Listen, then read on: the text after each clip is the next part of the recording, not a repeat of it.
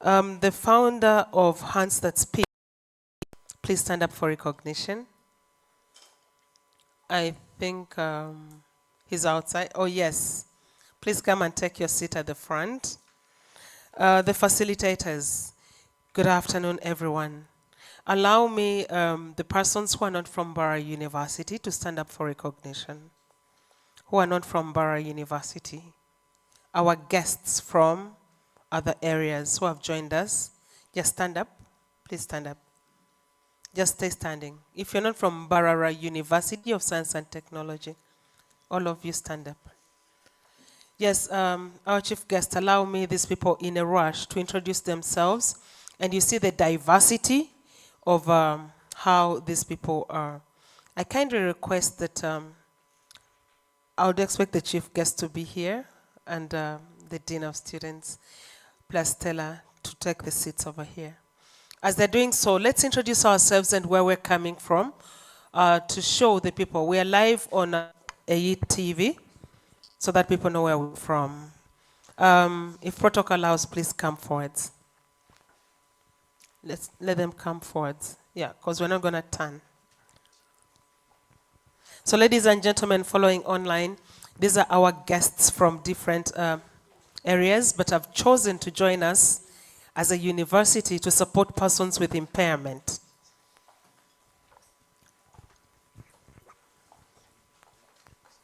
Yes. Yeah, thank you. My name is Tukamusha Immaculate. I'm a teacher by profession. I'm glad to be part of this. A teacher from where? Katete Primary School. Thank you for joining us. Thank you. Next person, please. A round of applause, ladies and gentlemen. Good evening to you all. My name is Jivugoni Emma. I am working with Uganda Police from CPS Mbarara under Department of Signals and Communication. Thank you for joining us. I wish you had come in your uniform. It shows the diversity. Now I'm humbling myself because I know you're a policeman. Thank you so much. Yes. My name is Sewali Mark, and I'm a veterinary doctor. Wow. But I work with Uganda Prisons Mbarara. Thank you for joining us. Is anyone recording me the different diversity areas they're coming from? My recorder is doing, oh, thank you. Yes. Prisons. Greetings you all. Ladies and gentlemen, my name is Julius. I'm from UNAD. And I also teach students sign language. Thank you. Thank you. Please don't go. We're having a photo here. Yes, please. Good afternoon, everyone. I'm called Debute Spenina. I work with Judiciary, but attached to Mbarara High Court. Thank you for coming, ladies and gentlemen. This is Judiciary, the police, the prisons. I love the diversity. There was a teacher. Yes, a round of applause, ladies and gentlemen. Good evening, ladies and gentlemen. I'm a member at CAMTech. CAMTech is part of MAST, yes. And it does robotics and innovations. So literally, I was contemplating on either I should stay behind or I should come and introduce myself. It's worth it. It's no, part of it's MAST. worth it, yes. Thank you for coming. Innovators need sign language. My name is Asimwe Christine, a teacher teaching at Bishop Stewart Demonstration School. Thank you. Thank you for coming. Teachers are also needed. I'm called Daijuka Brenda, a teacher by profession working in Isinjiro teaching the deaf. Oh, bless you. Thank you so much. Hello, my name is Iwaziwe Immaculate, a primary teacher at St. Lawrence Primary School. Thank you so much. Your students are always smart. Yes. Champire Maureen, a teacher at Uganda Primary School. Thank you so much. God is good. I'm Sister Catherine Shanga from the Congregation of the Sisters of Our Lady of Good Counsel of Mbarara. Thank you, sister, for coming. My name is Mushawe Florence, a teacher at Mbarara Parents Primary School. Thank you for coming. Good evening, ladies and gentlemen. My name is Advocacy Godwin, a student at the University of St. Joseph Mbarara, pursuing Bachelor of Science in Accounting and Finance, year 2. Thank you for coming. Move this side. Yes. Good evening, ladies and gentlemen. My name is Mbusa Joshua. I work with Mbarara Regional Referral Hospital as Medical Records Officer. I'm glad to be here. Thank you so much. She didn't introduce herself. I don't know why they have shifted them. Thank you. I am Rachel Lucky Atire from Bishop Stewart University. Oh, Rachel. Thank you. Thank you for joining us.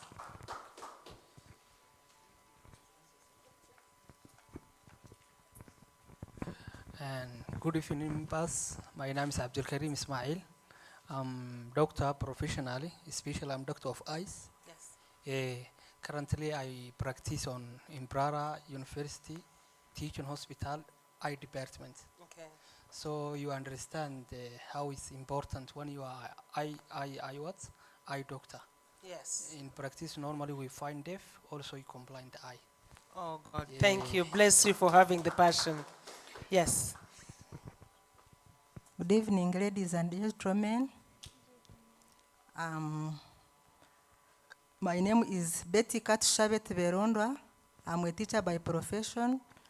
I teach at Uganda Matters Primary School, Mbarara. Happy to be with you here. Hello, everyone. My name is Tracy Tayewa, and I am a student at Makerere University Business School, Mbarara branch. Thank you. Thank you for joining. Good afternoon, everyone. My name is Mbambu Lilian, and I'm a student in my senior 6 vacation. Wow. Happy to be here. Yes. Good evening, ladies and gentlemen. My name is Natasha Arinda. I'm a journalist by profession, but I'm currently majoring in photography and videography. Natasha, can you introduce yourself right? I know why I'm telling you that. I saw you being installed. Good evening, ladies and gentlemen. Once again, I'm Natasha Arinda. Rotaractor. A rotaractor. Yes. Rotaractor Natasha. Yes, thank you for joining.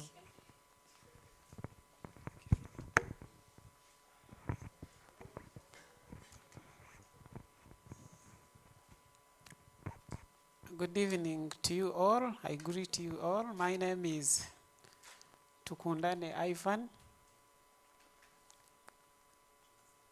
I work under Sebetran. I teach sign language, and I've been teaching it for the last 6 years.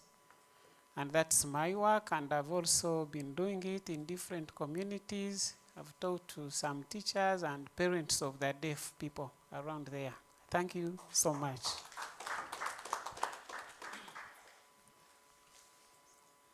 Hello, everyone. I greet you all.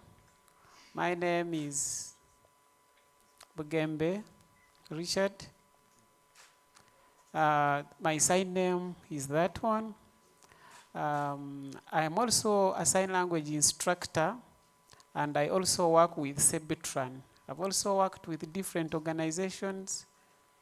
I've worked with the Church of Uganda in Kampala. I've worked as a deaf minister in church.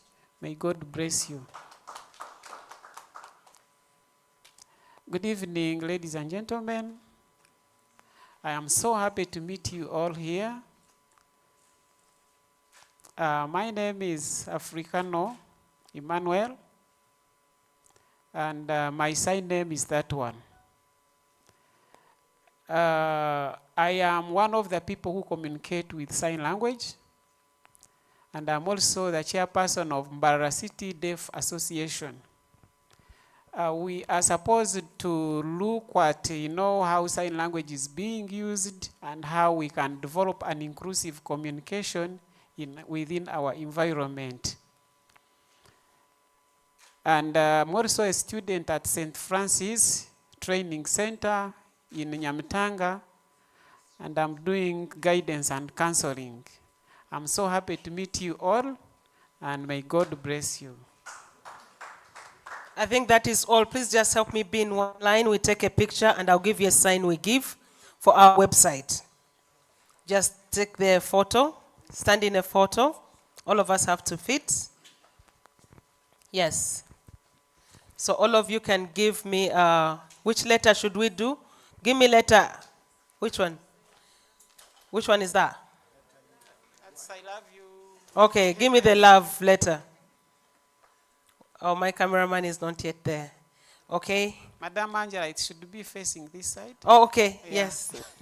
Give me the love sign. Yes. Let's take our seats, ladies and gentlemen. Let's clap for them. Before I invite my co-MC, ladies and gentlemen, I might have said this before, but I'll say it over and over again. Our chief guest, my campaign, I was the first focal person at Mbarara University, and I had a chance to train in South Africa to handle persons with impairment. We realized that we've gone ahead with the sign language classes, and this is the fourth cohort. And why I brought out those people here is to show you that there's diversity. We've seen doctors, teachers, mothers, all those professions, vacists. I'm proud of the vacists who thought about coming for sign language, because we never know where the roads lead to. The Vice Chancellor is not with us because of an emergency that has come up, but should have loved to be here. Ladies and gentlemen, we are all candidates of any impairment. I don't want the word disability. Impairment. Today I am walking. I don't know what can happen when I'm going down there. In 2010, we had students who were involved in an accident and they were amputated. Their life changed, but they were normal like you and me. Life can change anytime. Seeing an ophthalmologist here to take interest in sign language shows me that you have passion for your profession, you're going beyond the borders. Seeing a journalist trying to get into sign language shows that we have love for our community. How about we spread that love to others? I always bring up the story of Trevor Chumbe. He's a serious journalist in Zimbabwe / South Africa. The language we use around persons with impairment always builds them or breaks them. True or false? I've said this before, but I can say it again. So when we go back to our local language, how do we call a lame person? How do you call a physically impaired person? Echirema, right? In Uganda. And when you're abusing someone, if the brain is not working, what do we say? Okay. My point here is the language we use around impaired persons. When you're deaf, how do they say it in Dunyankore? And then in Luganda? Kasiru. But in normal cases, who is a Kasiru? Someone who doesn't understand. So if we are the ones to change the language today, we shall change. Why did I bring up Trevor Chumbe? Trevor Chumbe was told when he was a child, because he had dyslexia. Dyslexia is an impairment whereby you cannot read properly words. Words mean the same, okay? Trevor was told he could be nothing. The teacher would beat him. I'll apologize for this, but this is what is. The teacher was pregnant and said, "Don't look at me, I'll even produce a stupid child like you." They would always slander him away. So this boy even hated school. So the uncle said, "I'll transfer you to Harare and you study there." He went to Harare to study. But while in Harare, he still had the same problem of dyslexia. Then he was motivated. He became a prefect. But while he was a prefect, he discovered his talent that he's a good speaker but not a good writer. Okay? So when he spoke, someone told him, one of the teachers said, "You're not good at writing, but you can be a good speaker." So he nurtured his talent as a good speaker. Trevor started interviewing people. Papers recognized him. He came on board. He introduced himself around. The man who could not write started being an editor of the paper called The Sun. If you read newspapers all over the world, The Sun is the leading paper in South Africa. Today, he stands on every stage to tell people, watch the language you use around persons with impairment. Always have passion for them because you never know what tomorrow holds. So if you see us here trying to encourage this, and to this I'll give the flowers to Stella. You always make noise for all these students and people in the community to come up. Let's give her her flowers for promoting inclusion in the community. Trevor introduced a campaign of your language makes or breaks someone. What do we say behind their backs? What does the community look at us? There's a girl from MOOBS campus, she's impaired. She said, when we appear, they think we are not people. When you start talking about impairments, it gets emotional, but this is the world we are today. Be compassionate, listen to others, have the heart to serve. Thank you for introducing Hands That Speak. Thank you for thinking about others. What you're doing today is going to save others in the future, and it will help us as a community to promote inclusion. If I know I'm going to an event and I know there's a sign language person, kids are going to be brought to your schools because they know you have sign language, okay? If I go to the judiciary and I know there's someone who has sign language, if I go to a media house, a hospital, this is what they call soft skills. You've added onto your CV. Please clap for yourselves and give yourselves the flowers that you deserve. Thank you. So at this moment, I invite Michael MC to direct us through the program, and I'll come back as we are doing the award ceremony. I appreciate you. Thank you. Thank you very much. Once again, I'm called Dennis Mushabe, and I'm a third cohort sign language graduate, as well as the 38th Guild Minister for Disability Affairs. And I welcome you all to this event as we celebrate the Cohort for Sign Language graduates. They are not just going to be certificate holders, but they are going to be interpreters, advocates, change makers, and ambassadors of inclusion. Thank you very much for taking interest in the program. Yeah, I thank all the diversities that we have here participating in sign language for picking interest. We have seen journalists, teachers, doctors, students, and innovators. Thank you very much. So allow me to take you through the program flow of the day. We had arrivals and registration at the Secretariat. We had our anthems. Then we had the opening prayer. We are going to have the welcome remarks. Then a short note on why this program matters for inclusion from the President, MUST PWDs Association. Then we are going to have graduate testimonials, and we are going to have, because so far we have 4 cohorts of our sign language graduates, so we are going to have a testimonial from a representative of each of the 4 cohorts. That's the first cohort, second cohort, third cohort, and this 4th cohort. And then we are going to have a speech from the district chairperson for persons with disabilities, Mr. Bogele Richard, and then a speech from the guest of honor. Then we are going to have our certificate award, then a photo moment, and we conclude with refreshments. Yeah, so that's the program flow of the day. Allow me invite the Dean of Students to give us welcome remarks for the event. Thank you.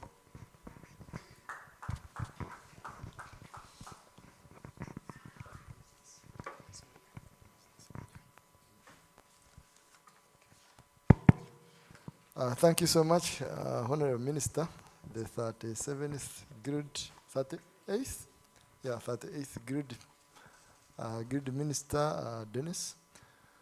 I want to ride on the protocol that was established by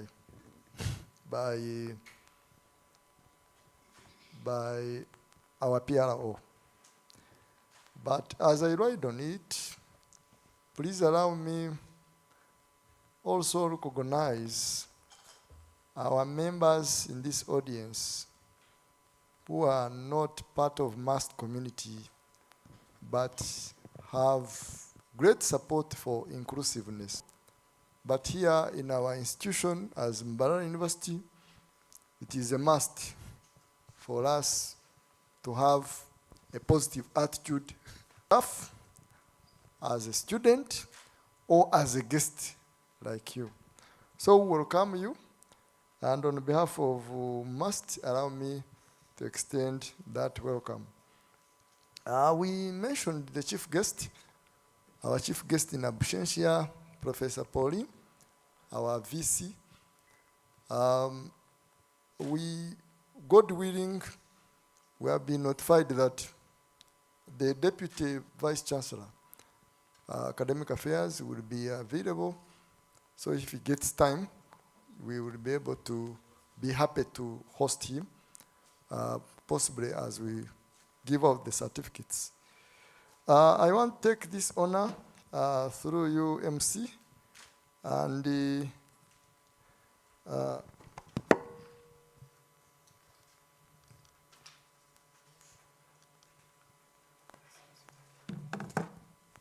welcome all of you members to this 4th cohort graduation ceremony. That means we had the 1st. And that means, God willing, we shall have the what? The 5th. In the 1st cohort, we had 43 graduates. In the 2nd cohort, we had 53 graduates. In the 3rd cohort, we had 57 graduates. Now we have how many? 73. Can we clap hands for them? Yeah, thank you. Please allow me to keep mentioning clapping hands because that's what I am used to. But you know, Dr. Sheila and Brian, they have the different terminology. And our friend here is doing the needful. Yeah. So that shows that the world keeps improving, both human-wise in our behavior towards others and also in technology. And that calls for us to have an open mind for every aspect we interact with. We received about 500 applications. And we admitted 100 individuals. But because of different issues, academic programs conflicting with this training, 27 people dropped off. And now we have 73. I want to take this honor to congratulate you, the 73 graduates who received certificates from our chief guest for achieving this milestone. Our theme for this celebration is, do you see it on the screen? Is it somewhere on the screen? Are you aware of the theme? Yeah, hands that speak, hearts that do what? Hearts that connect. Hearts that connect. That shows that your hands have learned how to speak. Therefore, if I go somewhere, I can say, I am hungry. I don't know whether you say that I want to eat. Is that the case? Yeah. So you can speak with your hands, or you can speak to someone who is not able to speak with your hands. Not so? And therefore now, you, the graduates, you are the reason why inclusiveness is a must. You are the reason why a child can seek assistance. You are the reason why a sick person can be assisted in real time, right? With your skills in sign language. I know you, the graduates, you have families where you come from, We want to thank those families. We want to thank you for supporting the graduates. It has been a hectic exercise since 17th of Feb studying up to recently, 5th Feb, 5th May. Yeah, it was a rigorous exercise. And we want to thank our family members for that support. Of course, we were studying from MAST and using facilities of MAST under the MAST framework. And therefore, want to thank our Vice Chancellor, Professor Pauline, Byakika, Kibwika, our VC, the head of this institution, for allowing the Dean of Students' office and the other stakeholders within MAST to implement the policy on gender and inclusiveness. Can we clap for her? Yeah, thank you. We will send the regards. Angela, I know Angela has already gone, but Angela will send regards. Yes. Oh, good. Angela has been a supporter of inclusiveness. You heard she even went to South Africa. She worked with the Dean of Students' office before she was made to go higher. But we thank you for the great support, Madam Angela. So ideally, we want to congratulate you, and we believe the certificates that you will get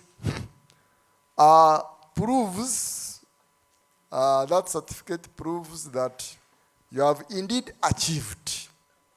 And that achievement will help you to live with others in whatever capacity. Someone comes when he or she is not able to speak, or when he or she knows a different language that you can't know completely, and you are able to communicate to that person in sign language.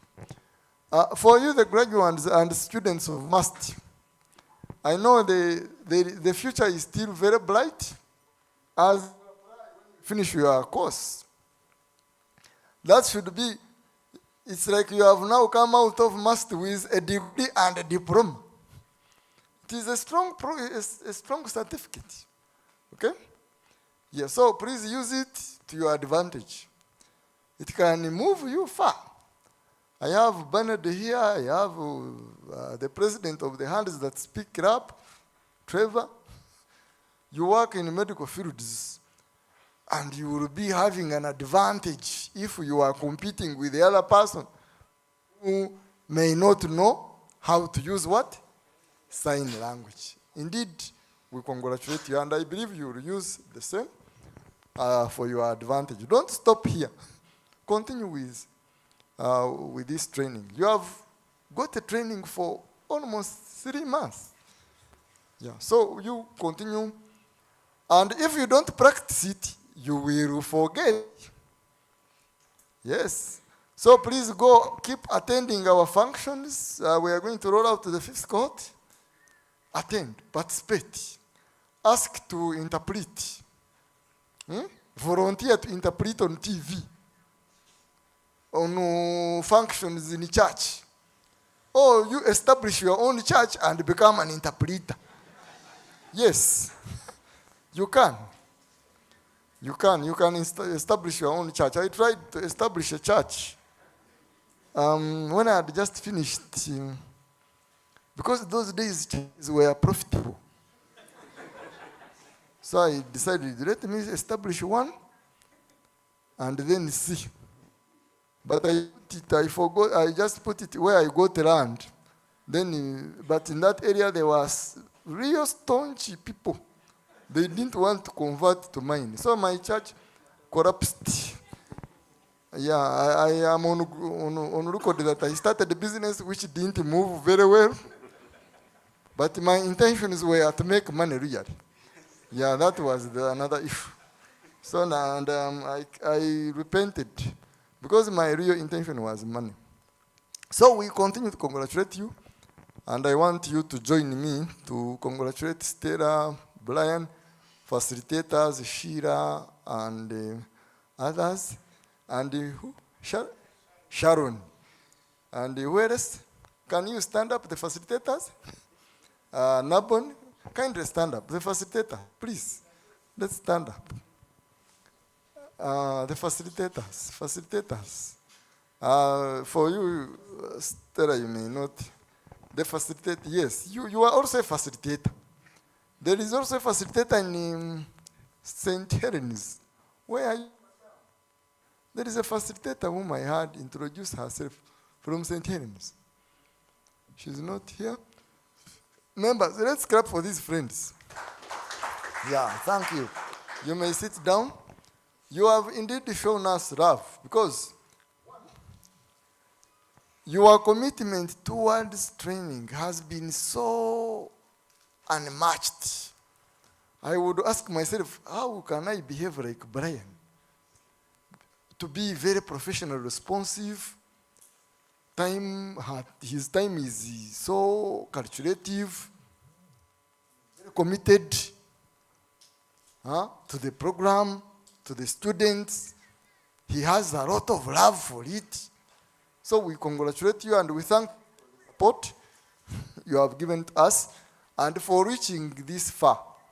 The graduates have already mentioned. Please don't stop here. Continue learning. There are many things you need to learn. Good thing, these introduced themselves here. Some of them have been in training for a long time. And others are already, they are PWDs, but in training. Approach them. If you are not a PWD, approach them for more enhanced skilling. We want to congratulate you, and I want to stop here and thank you so much for listening to me. When the chief guest comes, we will communicate accordingly. I thank you, and may God bless you. We must succeed, not so? Yeah, succeed we must. Thank you.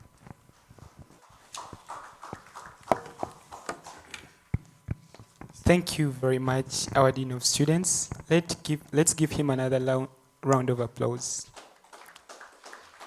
Yes, the information that the Dean of Students shared, the first cohort had 43 graduates, then the second cohort 53, the third 57, then this 75. So that makes a total of 226 graduates. So I'm assuming that these 226 graduates are belonging to different professions and are going to go out there and bridge the gap between, help out the deaf community. I personally am a student doing Bachelor of Science with Education, Biology, Chemistry. And I always ask myself, why, these deaf students normally don't go for sciences, and I would love to see them come up for those, being admitted to be like doctors, like real scientists. So that's what actually motivated me to come in the third cohort, to learn some basics so that at least I would maybe go in some inclusive schools and teach these students who are having that impairment, that kind of impairment. Yes, so next on our program, we are having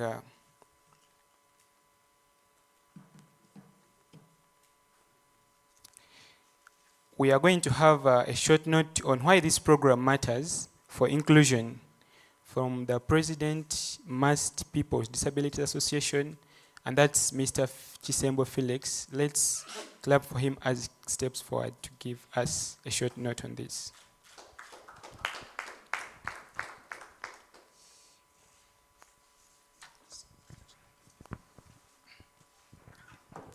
Thank you so much, the moderator of today.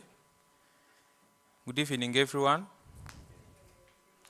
Yes, my name is Felix Kisembo, and those who have no problem and you know about Unyora and Toro, you can call me Apuli, it's my pet name. So today I also ride on the protocol that was already observed by Madam Angela. And the main event of today is about celebrating those who took that urge and now they wanted to to learn sign language. But for the main case, as to why I'm here, is now talking about inclusion, which has been on our lips. Yes, we have had inclusion here and there, right from since when we are in school. We are still in school, some are out of school, and now people are now in their professions. So inclusion is, I will just explain it as giving hospitable environment to everyone who seems not to be able to achieve something. Inclusion, you have to give space, you have to allow and accept and bridge that gap or bond so that someone can feel comfortable in the place where they are.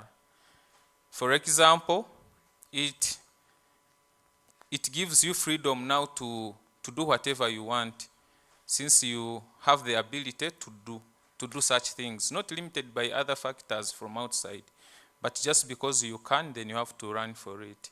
For example, now sign language comes in. Sign language is a mode of communication. You have to make these people be able to talk, to understand, to be listened to, so that their voices can be heard from one entity to another.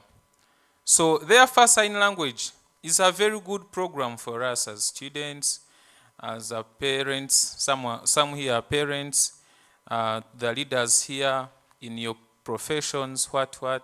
Sign language is a bridge course, I can say, or a bridging gap, a bridging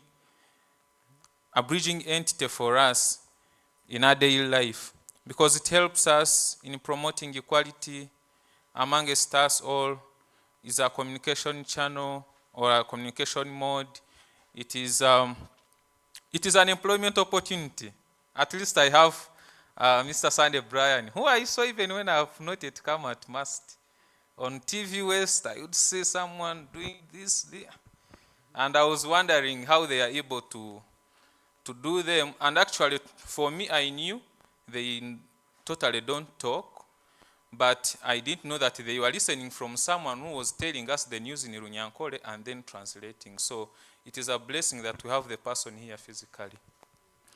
Then, on another hand, I also want to share.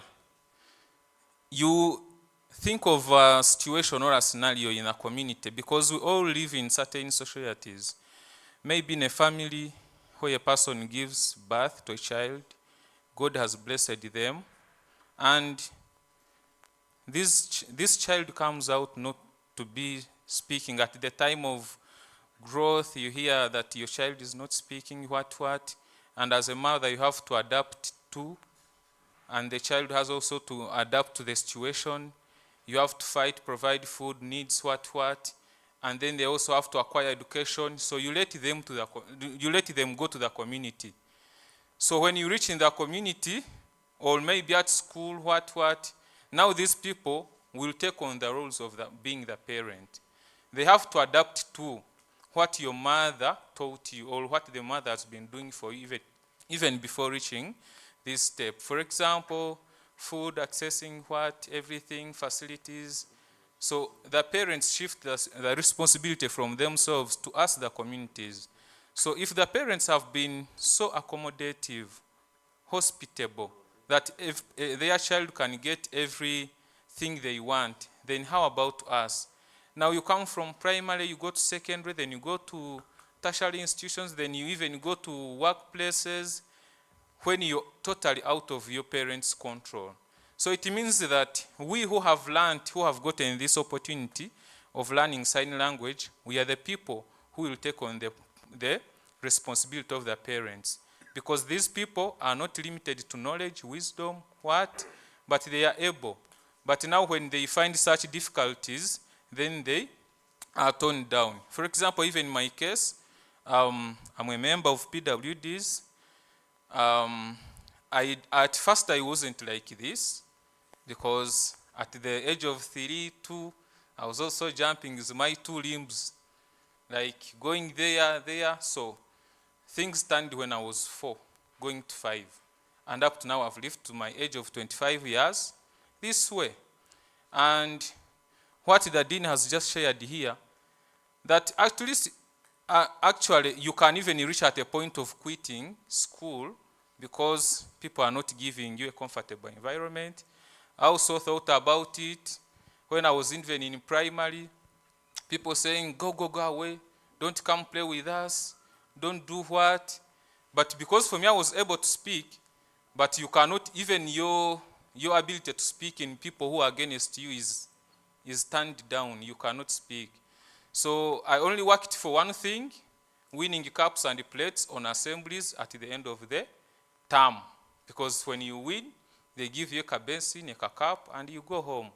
So for me, I was motivated by those gifts because I didn't have any person who could tell me that you can make it. But once I saw those people giving out plates, cups, you go, if you're the best, you go with the mattress, and I've had those things ended now. You start the journey, you end it alone. But that thing motivated me. Now, find what? I left primary where I was not finding comfort, and I went to secondary, and I knew the same thing would happen to me. And these people, yes, they were not harassing me, but they didn't comment on me. So at least for the first time, I saw the peace that someone cannot now comment on my problem. They'll just look at me from a side. They let me do my stuff. And I started building friends who could help me here and there. And then I went to campus here. I knew that I was mature. Even if you laugh, I'm almost finishing the thing. Now guess what? I found PWDs. Then I now attended the second cohort graduation sign language. I attended the graduation because I just joined the PWDs. I attended. And I said, can't this be an opportunity for me to enroll myself in the next cohort? So I did so in the third cohort, and I graduated. And what I've learned is that sign language gives us an opportunity to understand the communities around us. Because we all meet these people who have such challenges, but you cannot judge them unless you hear from them. I'll give an example of Mr. Julius, who was my trainer in the third cohort. He shared his stories with his families. These people are always free with us. If you judge these people, or you judge the whole category of such people without listening from them, you are totally wrong. But when you give them time and ears, you understand that these people are so precious and they are able to do everything. So now, sign language has been a barrier breaker. It breaks the barriers. Like you have to move from this entity to another entity without any barriers or like anything limiting you from doing it. Now, MAST has embraced this, and we see a progression from year to year, from cohort to cohort. So the numbers are growing exponential. I didn't know that over 500 people applied, because for us we graduated when we were 58, and I saw my colleagues actually dropping themselves, saying, I cannot now continue, time is fixed. But to those who have made it today, it's not about that you have only been able, but you have been patient. Amidst all your schedules, you managed to go through, and that's you're here. So I want to congratulate you, and I want to take you to take the spirit, the heart, to take the words of what inclusion is. Inclusion, you have to give a chance to someone. Do not judge them because you're seeing a physical thing, or maybe they are emotionally disturbed. Without testing their capabilities, try them, and you'll be surprised. And to our graduates today,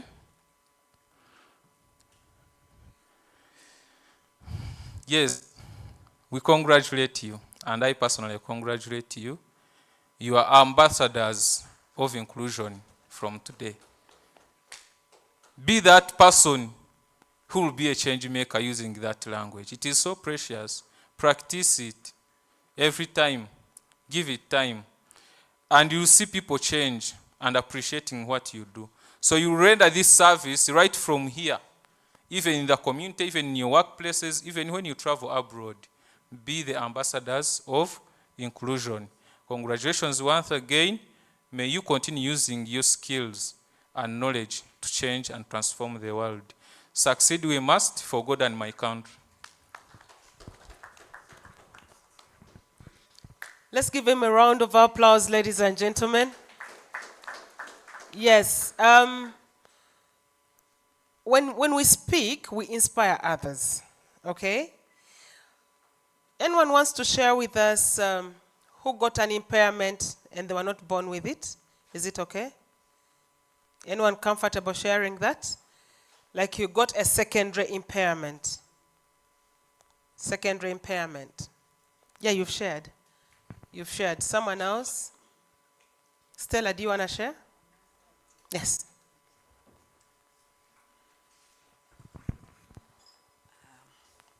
Thank you very much, Madam Angela. When someone is talking about impairment, sometimes you may not think about it, you may not even know what it means, when not until you have lived it. So me, I was born a very free child, walking all my secondary life. My university, I was okay. I even started working at Mbarara University of Science and Technology in 1998 when I was okay. But something happened in 2008, May. I felt sick. I found I could not talk in the morning. I could not walk. And my life changed from that time. I found I could not walk, I could not talk, but I thank God my talking came back. And it was not easy because that is something you need to get adjusted to learn to do things differently. The way you have been doing things is now changed. You have been moving, walking, going there, cooking for yourself, washing, doing all those, but now you cannot. Sometimes you feel like you are angry at maybe some other people even who are not concerned. But with time, you get to live with it and know that I'm not able. Let me try other means of doing those things. At the workplace, it was not easy because they had never had such an experience getting a staff who is impaired. But with time, I thank Madam Angela in 2018, the disability and special needs policy was introduced at Mbarara University of Science and Technology. And from 2008, I was not working. But later, when those policies were introduced and people knew what it means to be disabled, that even if you are disabled, you can still do some work, I was called back to the university and I'm serving and I'm respected. As per now, I'm sitting at the University Council for persons with disability in Mbarara University.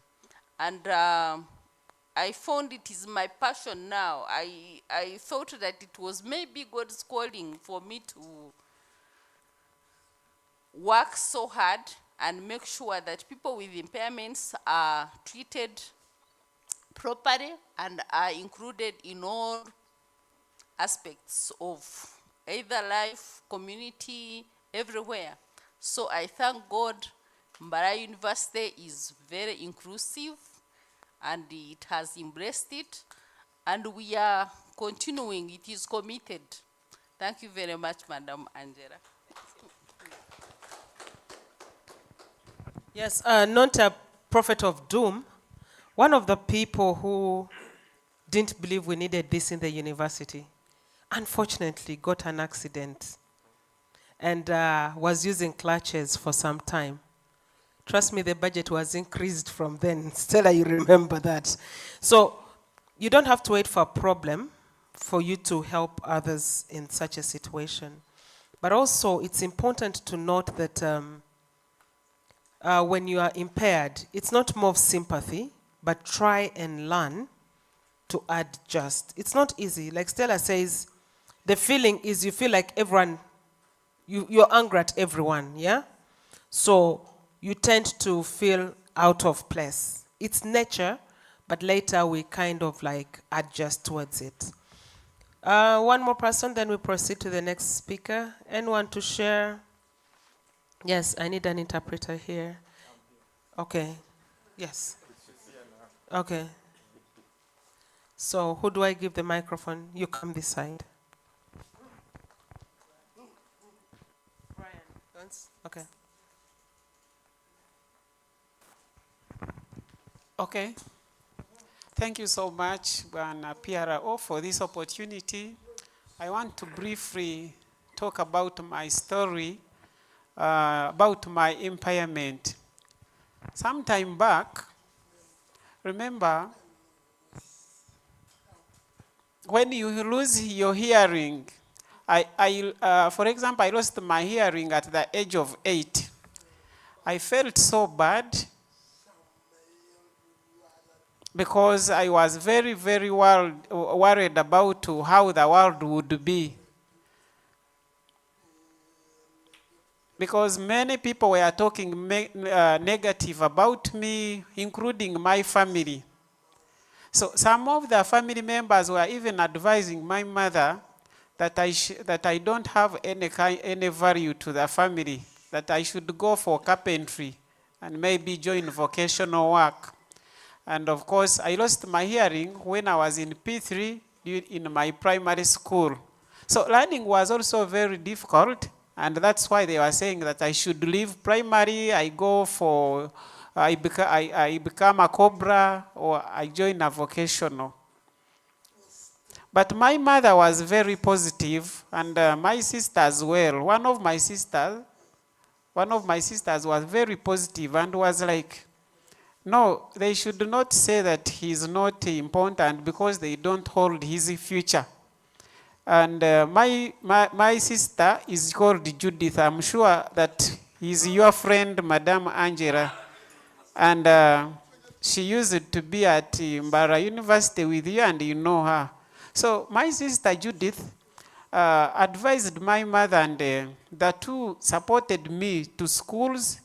I even went to Kenyan schools. I learned, I finished, I came back to Uganda. I also joined the Ugandan schools.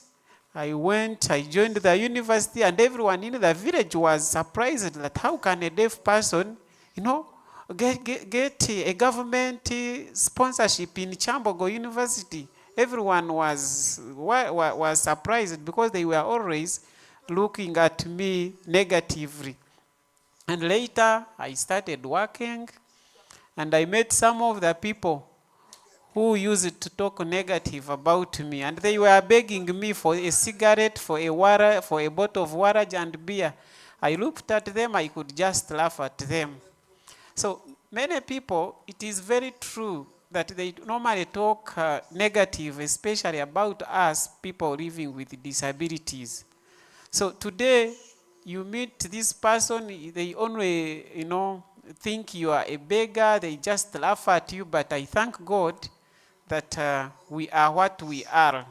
We only need to get support. For example, if it wasn't my family supporting me, then things wouldn't have gone well for me. And so many PWDs are also kept and locked in some homes. Some people are just locked, tied on ropes like dogs. So we only need to change our behavior as well as the mindset for our community, because PWDs now, we can also teach. I've been working with Brian. We have been teaching sign language. We can communicate well when you learn how to communicate with us. So let's care for the persons with disabilities, for God and my country. Yes, thank you so much, Julius. Our leaders of Impairment Association, one request I have for you, change that name. It's not an affairs of persons with disability, no. It's, let's call it something inclusive. Madam Stella, let's sit and design that name, present it to the Dean and the Guild for protocol purposes. So our leaders, what I'm appealing to you is, we have a proposal on table. When you look at my schedule, I'm a busy person. We would like to set up an inclusion center with all the facilities. We did benchmarking still in University of Pretoria in South Africa. Madam Stella, you are aware that you are part of me when we are going to, the Koreans want to set that up for us, but no one is following it up. These guys are enthusiastic. We're going to hand over and you follow up. I need results from there. Dennis, please come and continue with the program. So all of you leaders, I'm entrusting you with this. I want to see an inclusion center in 2027.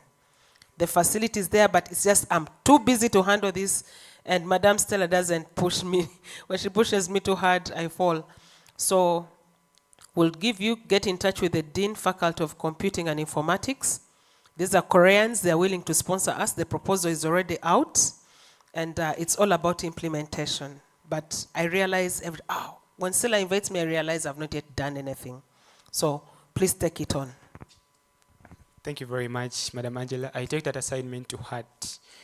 Yes, so we have all heard from what the President has told us, and we have seen that you can become disabled at any point in life. So that's why we always have to advocate for this inclusion. And that's why I'm always happy when I look at the infrastructure at MAST and I realize that the infrastructure is accessible to persons who are having moving problems. If you are realizing, one author wrote and said that in most cases disabilities stem from barriers, and when the barriers are removed, the people with disabilities get an equal chance to participate just like everybody else. For example, if a building has ramps, these people who have who walk on wheelchairs and who are not able to use those stairs can still access classrooms. Same applies to bring up sign language on board. So this is all eliminating barriers so that even the deaf students can actually engage in education just like everybody else. So the Dean of Students earlier shared that we have to keep, like we have graduated, right? But if you take time without practicing, you will forget. That's why I would like to thank Mr. Trevor Chiimba for bringing up, for founding a Hands That Speak Club. And this is the club that will hold include all the graduates from all the 4 cohorts, where you will be there and you keep practicing so that you don't forget all these skills that you have acquired at the moment. So allow me invite the founder of Hands That Speak Club, Mr. Trevor Chiimba, to come and give us more light about the club. Thank you.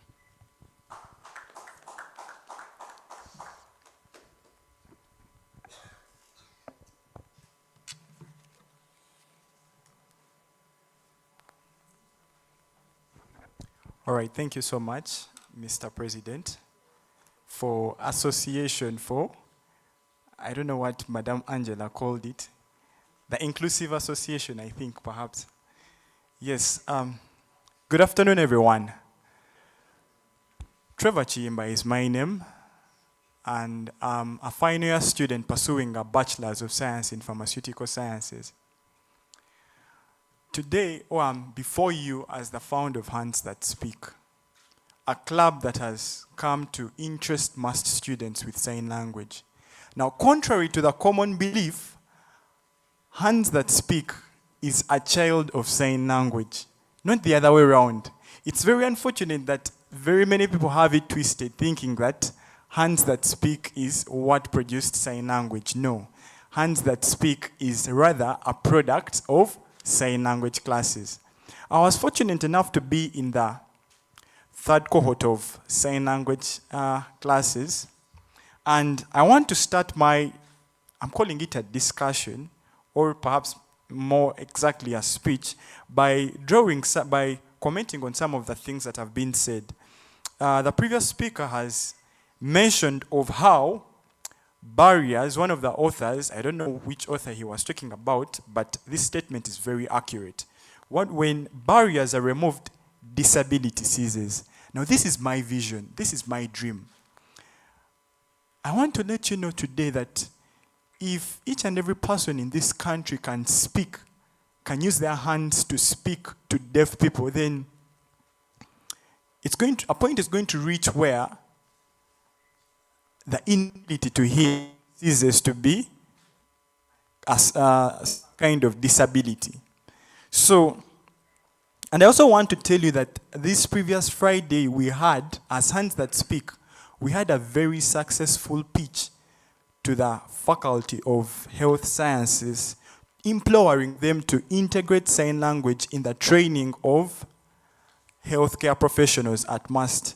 It was the best presentation, I can tell you, because each and every person in that meeting, ranging from the heads of departments of each and every department you can think of, they were very excited. In fact, some of them gave me their contacts to inform them of the next cohort such that they can apply. It was very exciting. So, I want to start by telling you today that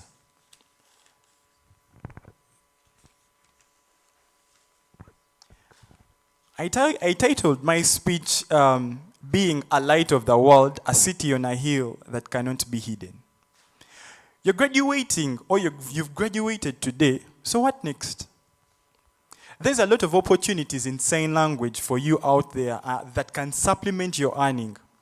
For those of you pursuing a bachelor's, a business program, for instance, accounting, BBA, among others, sign language is one skill that can make you indispensable.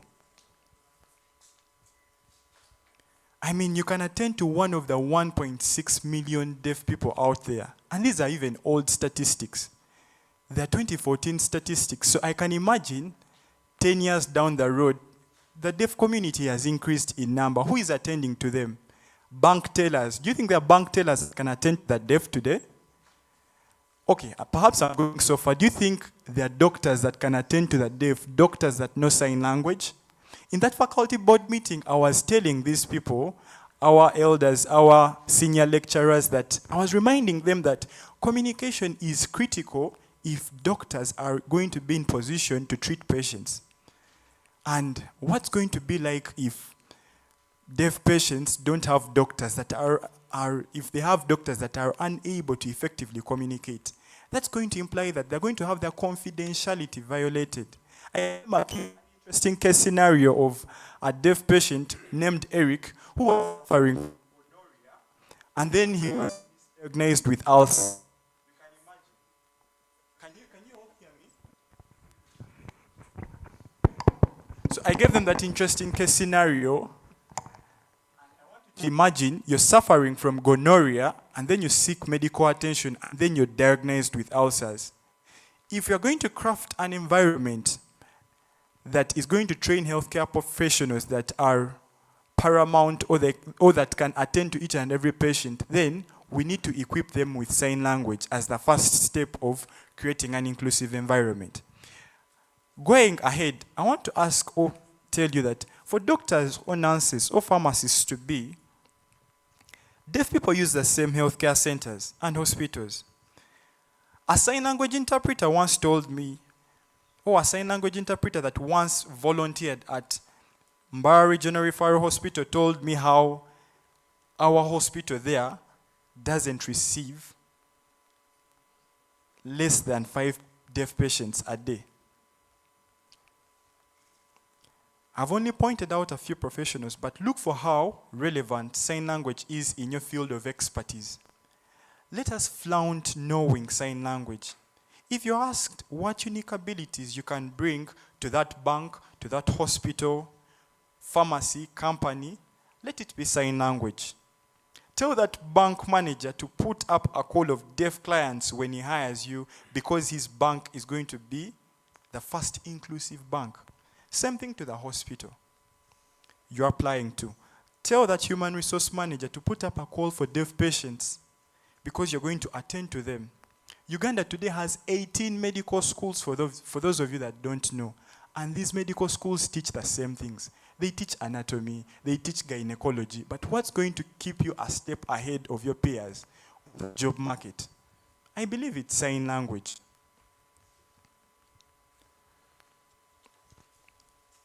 So let's not sleep on it. Let's practice it. Let's embrace environments that help us continue learning and refreshing our minds with sign language.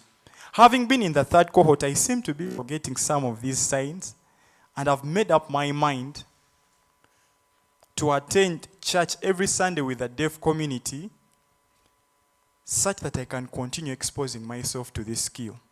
Those living in Mbarara, did you know that the deaf Catholics convene at Uganda Matters Church, where the deaf Anglicans convene at All Saints?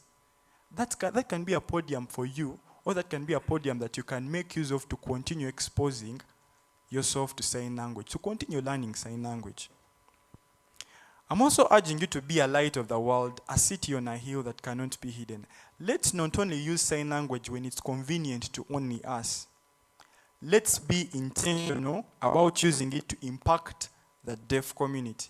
Did you know that deaf people are left out in almost every sphere of life? Be it health, be it business, be it education. How about we endeavor educating or informing them about something we think they should know every time we meet one? I think this is the true definition of inclusion. And inclusion is one of our vital pillars as Hands That Speak. As Hands That Speak Club, we have been able to educate deaf people about the current advancements in HIV treatment and therapy. HIV treatment and prophylaxis, rather. Deaf people did not know about PEP and PrEP and where to get it. So I urge you to inform or educate them about something, however trivial it may seem. Just tell them. As Hands That Speak, we will always give you a platform every time you notice an area where deaf people are left out on our events such as outreaches. I wish to conclude by telling or reminding you something that you have perhaps learned through sign language classes. Deaf people are misunderstood. It's sad that we live in a country or community that equates their inability to hear to lack of cognition. In Kampala, they're referred to using a derogatory term someone talked of earlier, kasiru, which I find appalling. And I want to make it clear or re-echo it that deaf people are not termed. The correct term is chigala. I don't know if you've heard of that term. Madam Stella. Madam Angela. Deaf people are referred to correctly as chigala, and I'm informing. Chigala. A chigala is someone that doesn't hear. But when you use, someone is just, yes? Those who don't see, muzibe. Chigala is someone who doesn't hear. I don't know. Am I the one that is having it misconstrued? It's okay. So muzibe doesn't see. Chigala is someone that is deaf. Pardon me? Oh, someone that doesn't speak. Yeah. So I beseech you there to be the change that the deaf community is desperately waiting for. Let's tell the whole world about the goodness of deaf people. Let's tell them what we've seen and experienced. Thank you so much for listening to me. I remain Trevor Chiimba, founder of Hands That Speak. And as Hands That Speak, we believe in communication, inclusion, and dignity. Succeed we must.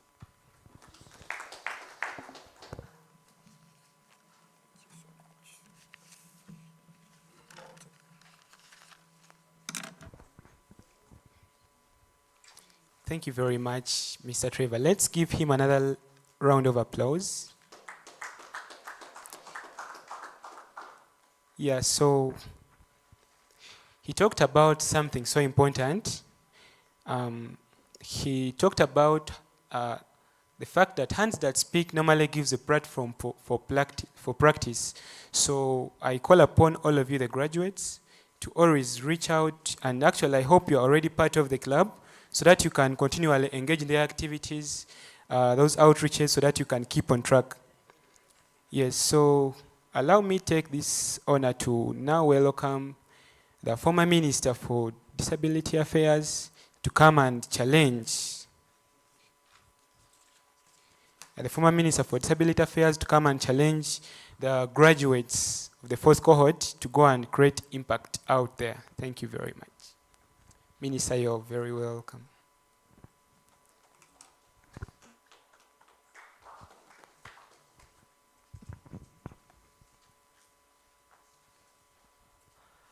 Thank you so much, Minister. A good evening. Yeah, as he said, my name is Bernard Owori, now former Minister for Disability Inclusion.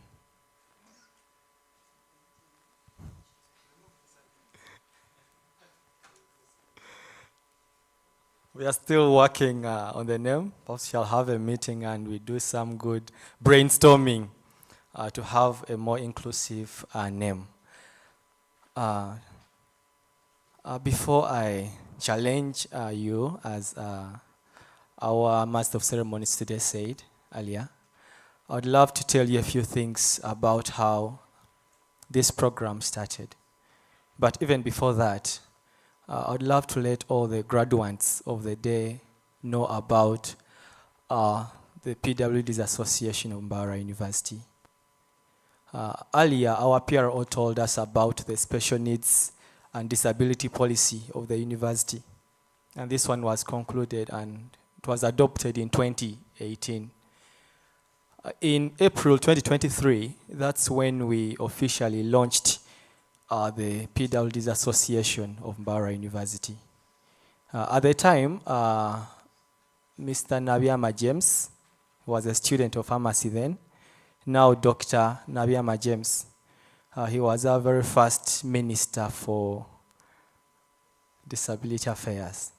So actually this is the youngest ministry in the Students' Guild of Mbarara University.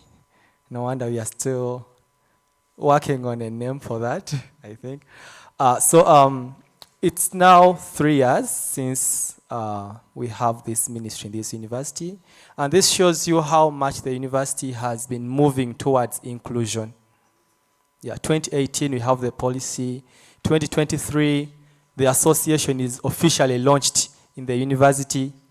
And in 2024-2025 academic year, sign language is brought on board. I remember at that time I was the public relations officer for the PWDs Association of the Mbarara University. So at the time I was doing similar work that Madam Angela you do. Although I was doing that for the association. And my boss by that time, it was now Dr. James Nabiama. In the first cohort, earlier the dean told us that we graduated 43 graduates in the first cohort. That was in 2024-2025 academic year. And then the other semester that followed, we graduated 53. And then the 57 from last cohort, where I was participant. And this time round, we have 73, right? 73 graduates. This shows impact. This shows progress. And maybe also he didn't tell us actually how many applicants we've had. In the first, we had 50 applicants. And then second cohort, we had around 80 applicants. And then third cohort, we had over 280 applicants. And this year, we had over 500 applicants. This shows increasing, this thing, if you can, but this shows increasing demand, shows people actually want this. I've had students from Makerere University, students from UC asking if they can enroll, how they can enroll. And perhaps this is now a challenge to us to see how we can increase the reach of our program. Because for the past 4 cohorts, we have been admitting students, staff, and the nearby community around the university. So this is a challenge to the facilitators, to the program coordinators.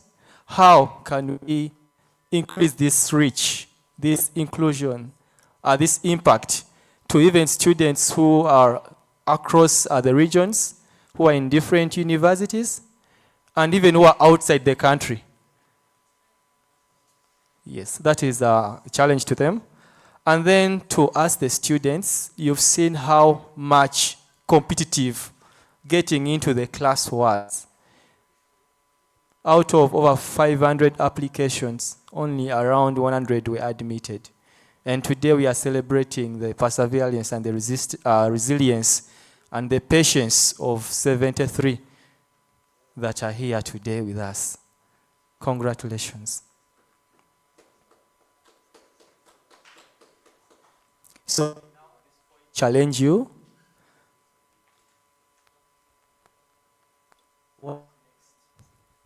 I don't know if there is yeah, so what next? After you graduating today, what next? I remember I've told you about the statistics of the admission numbers that we have had and how many people have been getting into these classes. I remember at some point, maybe let me actually tell you about Hands That Speak. Mr. Trevor was just here earlier, and he told you about what Hands That Speak is doing. Trevor attended the 3rd cohort of the sign language program. At the time, I was still a minister. Actually, I was in the first, I think, of that academic year. He came to me and told me, that was in November last year, after we had graduated. And he told me, there is this idea I have. We have been graduating students, and we have different cohorts that have graduated. But these students go out and perhaps they lose their skill. How do we bring them together to keep learning and to know more about deaf culture, to integrate and share with the deaf community? And so he brought this proposal on board, and I'm proud, I would say, to have supported this project. I remember at that time he was doing the Aspire Leaders program. I don't know if there's any of you who knows that program in the room. If you could, maybe hands up if you've done the Aspire Leaders program. If anyone else has done it. Yes, I can see a hand behind there. So Aspire Leaders program is a program offered by Aspire Institute at Harvard Business School. And I think I did it before Trevor did it. And so in his time after when he was doing the program, at the end he was supposed to apply for a seed grant. And he didn't tell you about that, but we were able to, he applied, I supported his application. He got the grant, and it supported the launch of Hands That Speak. As I speak today, we have Hands That Speak Club in the university, and it's making impact. So that is one way in which you can have the ripple effect from all that you have learned here today. That's a good testimony that Trevor gave us. From the sign language class, cohort 3, now we have Hands That Speak that is reaching hundreds of people. Our president, former president, now minister, talked about how he would want to teach in an inclusive school so that even the children who are deaf can go and teach science, can go and learn sciences, become scientists. So these are people who are showing you their passion, who are doing something about it. So it also goes to us, to everyone here. The university has done its part. Madame Stella has done her part. Every stakeholder has done their part. So what are you going to do after today? There is so much that you could do, and I implore all of us to not sit on these skills, to don't sit on this certificate. Earlier, I think our certificate. It's a barrier breaker. It is, go do something about this. Yeah, I'll just stop at that and wish you all the best. after this. Thank you.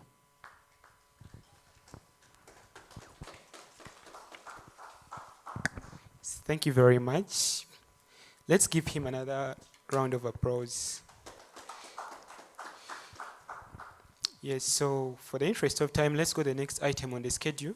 We are supposed to have a graduate testimonial, which is going to include graduates sharing their journey from the time of application, time of completion. But for this case, I'm going to need 2 graduates, one from outside MUST and another one a MUST student, to come and share with us how their journey has been from the time they applied for this program till the completion. So allow me take this honor to invite anyone MUST student who is, okay, anyone MUST graduate of this fourth course come and share with us how their journey has been from the time of application to completion. Any? All right, you can come and share with us, sir.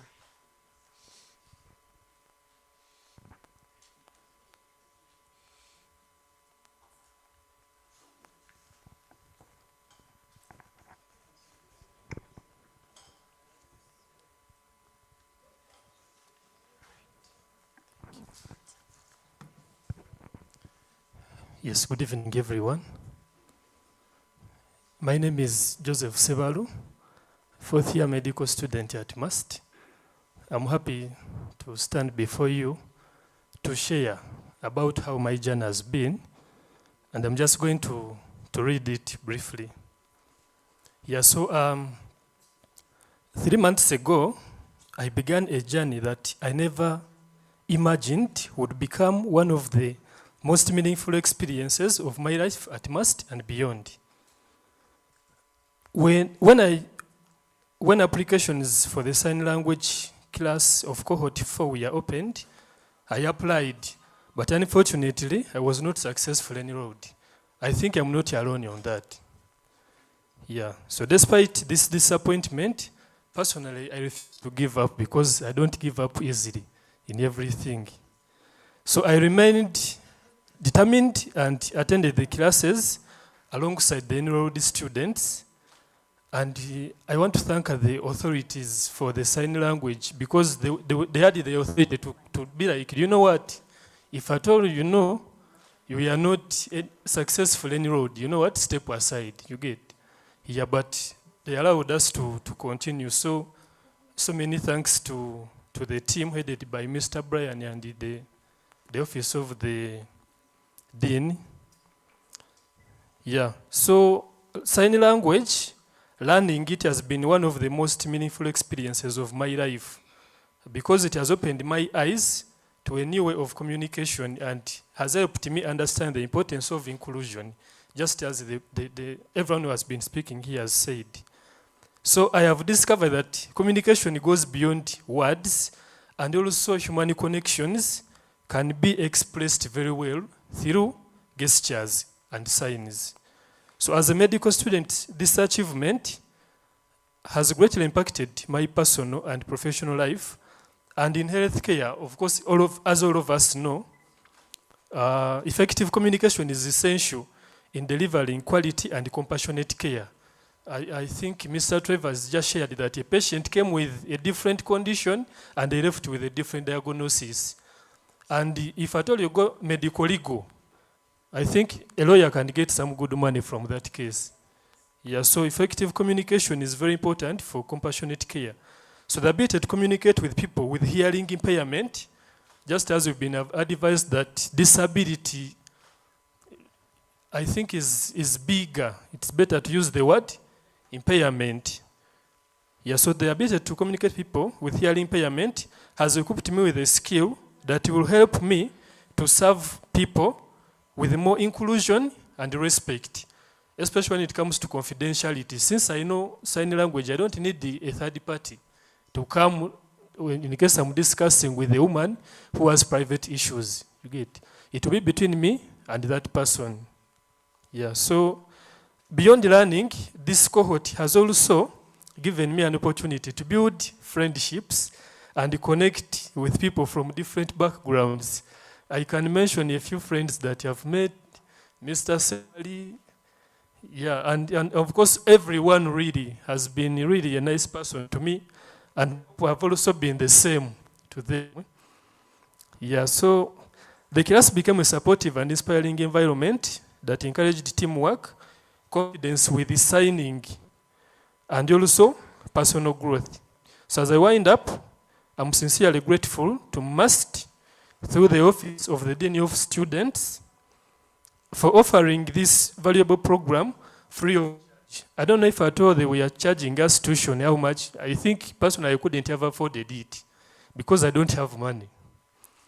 Yeah, so it has positively transformed many students' lives, including mine. So I proudly say that I can communicate in sign language. I'm not yet where I'm supposed to be, but I will continue doing what? Practicing. Yeah, so I'm also deeply grateful to my classmates who became friends, to our instructors who poured their knowledge with passion, in particular, Mr. Brian, Mr. Julius, and the team from Ruti, Madam Sheila, Mr. Nabon, Madam Charlotte, and also in her absentia, Engineer Anke, and also Madam Stella for making everything possible. Lastly, to me, this course is proof that when we choose to learn how others speak, we also learn to see them better. Yes, thank you so much for your time, and I wish all of us all the best as we continue practicing sign language and also promoting inclusion. I mean, Sebalu Joseph, Medicine Year 4.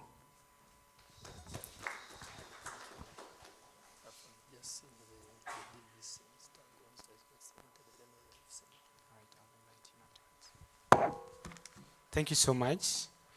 Yes, now we happen to have people around MUST because this program is not only for MUST students but also for the communities around MUST. And I would like to have now one representative to represent the community around MUST to tell us why they chose interest to come and enroll for this program and how their journey has been from the time they were admitted to the time they have now graduated. And allow me to invite Mr. Gibgonyi Emma, the policeman, to come and give us.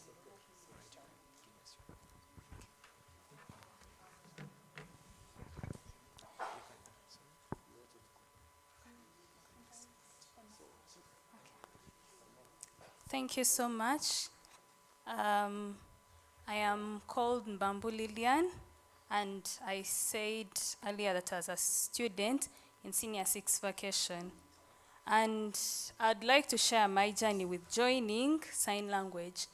I joined sign language in February on 17th. That's when I started the class.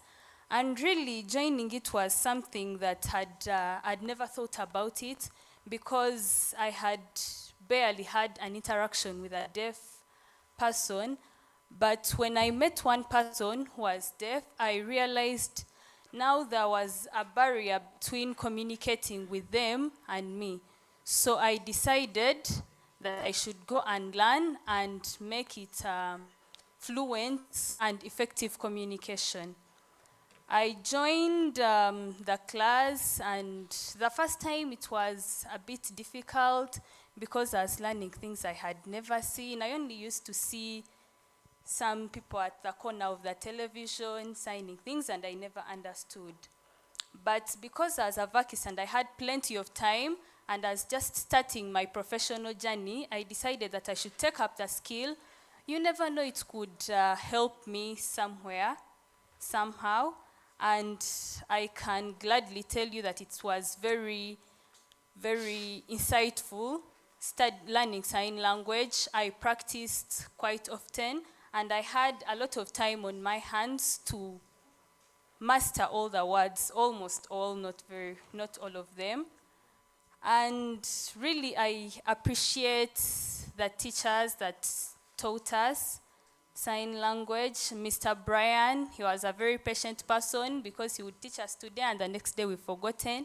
But he was very patient. I do not think I could be able to teach and teach you something. The next minute I ask you, how did I say we signed president? And you cannot remember. But he was very patient.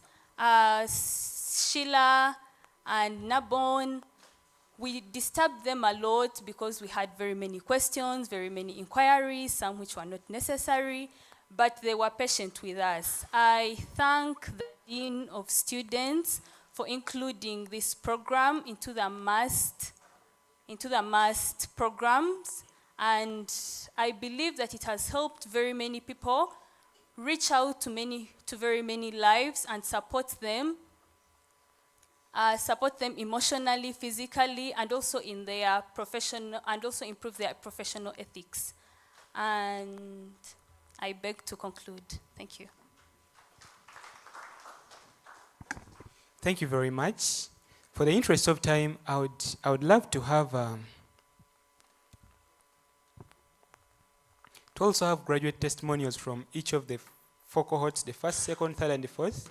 But I would like to have one representative from each of the cohorts, but let's try to be as brief as we can. So let me have a representative from the cohort 1 to come and give us how the journey program.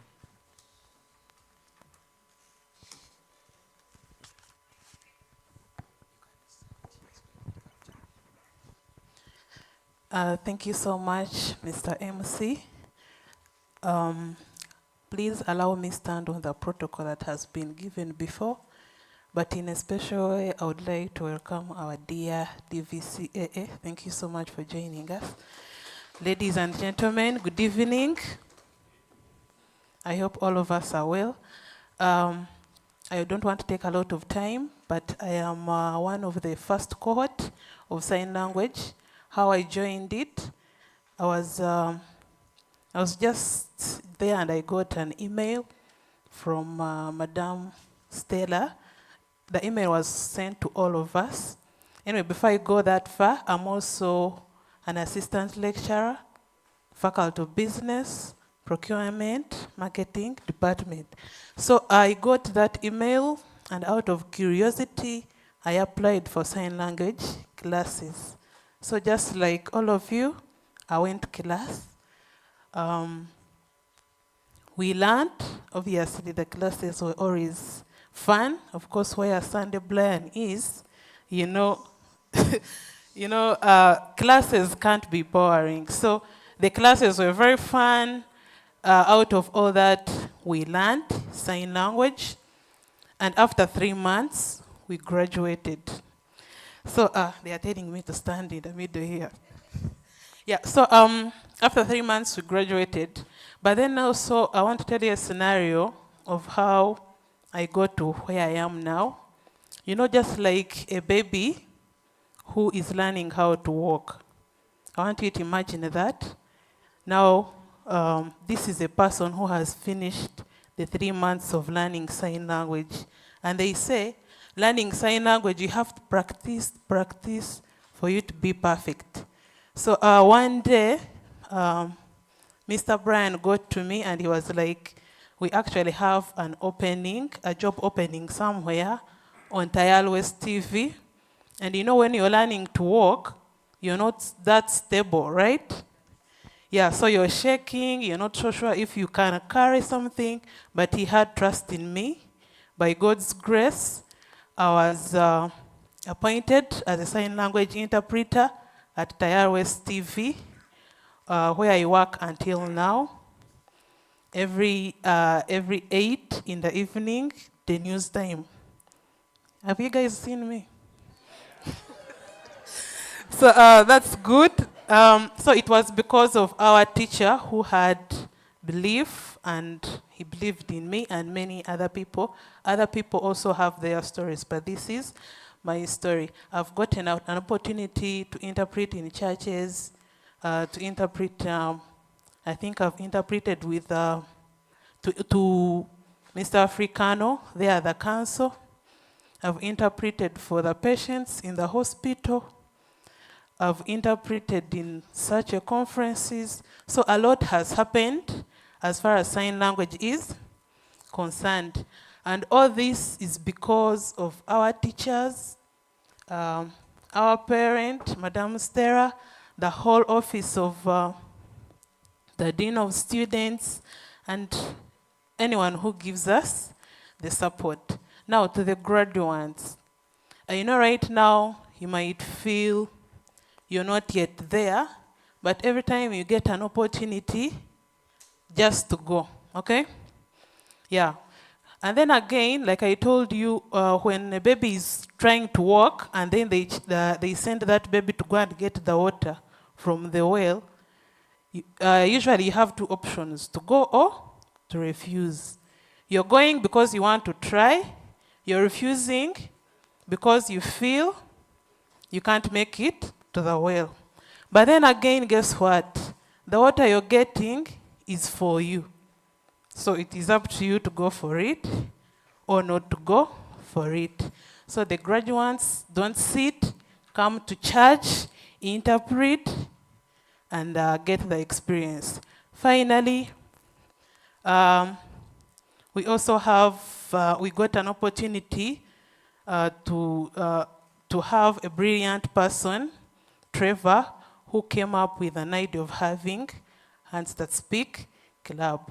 At least we are very sure that this club is going to be there for us and the office of the Dean of Students. So we shall use this opportunity to make sure that we continue signing. All my request goes to the management, at least continue supporting us. Thank you so much. Yes, thank you so much. So let's now have the representative from the cohort 2.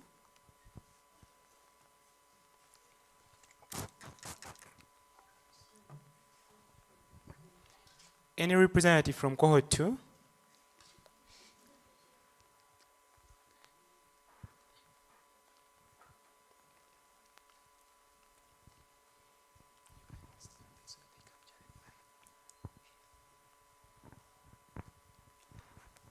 Good evening, everyone. My name is Pauline Treasure. I study from Mbarara University of Science and Technology. Currently, I'm in year 2 pursuing a bachelor's degree in Science in Accounting and Finance. How I got to know about sign language, it was through teacher Sandy Bryan, who happened to be my primary school teacher at Njia Preparatory School. Yeah, so it was during the holiday of year one, semester 1. We are for semester. So he tapped on me and he said, come and study sign language. And I was like, I told him that I must come. So I started learning sign language. Was a bit difficult. Things were not easy, but I kept on pushing. And he kept on telling my mother, also my mother was pushing me that you have to always go there. You have to always go there. You have to always call teacher Bryan so that you be there in time. Graduated, though unfortunately I did not attend the graduation. I was far. But since then, I've continued to learn sign language. I practice it from All Saints Church in Kiswahili. I'm always there on every Sunday, though sometimes I miss, but at least I make sure that I always get time to go there, and sometimes I always attend classes with the second cohort, third cohorts, fourth cohorts, and yes, that is how my journey has been. And personally, I'm very passionate about sign language. It is a very interesting language, and I like to interact with different people, especially the deaf people. They are very, very brilliant people, and they are very passionate. I beg to stop here. Thank you. Because of the health concerns, I've been advised to put this into use. Yes, so, yes, you know the concerns we're having as of now because of outbreak. So let me have a third cohort representative to come and tell us how their journey has been throughout the course of study.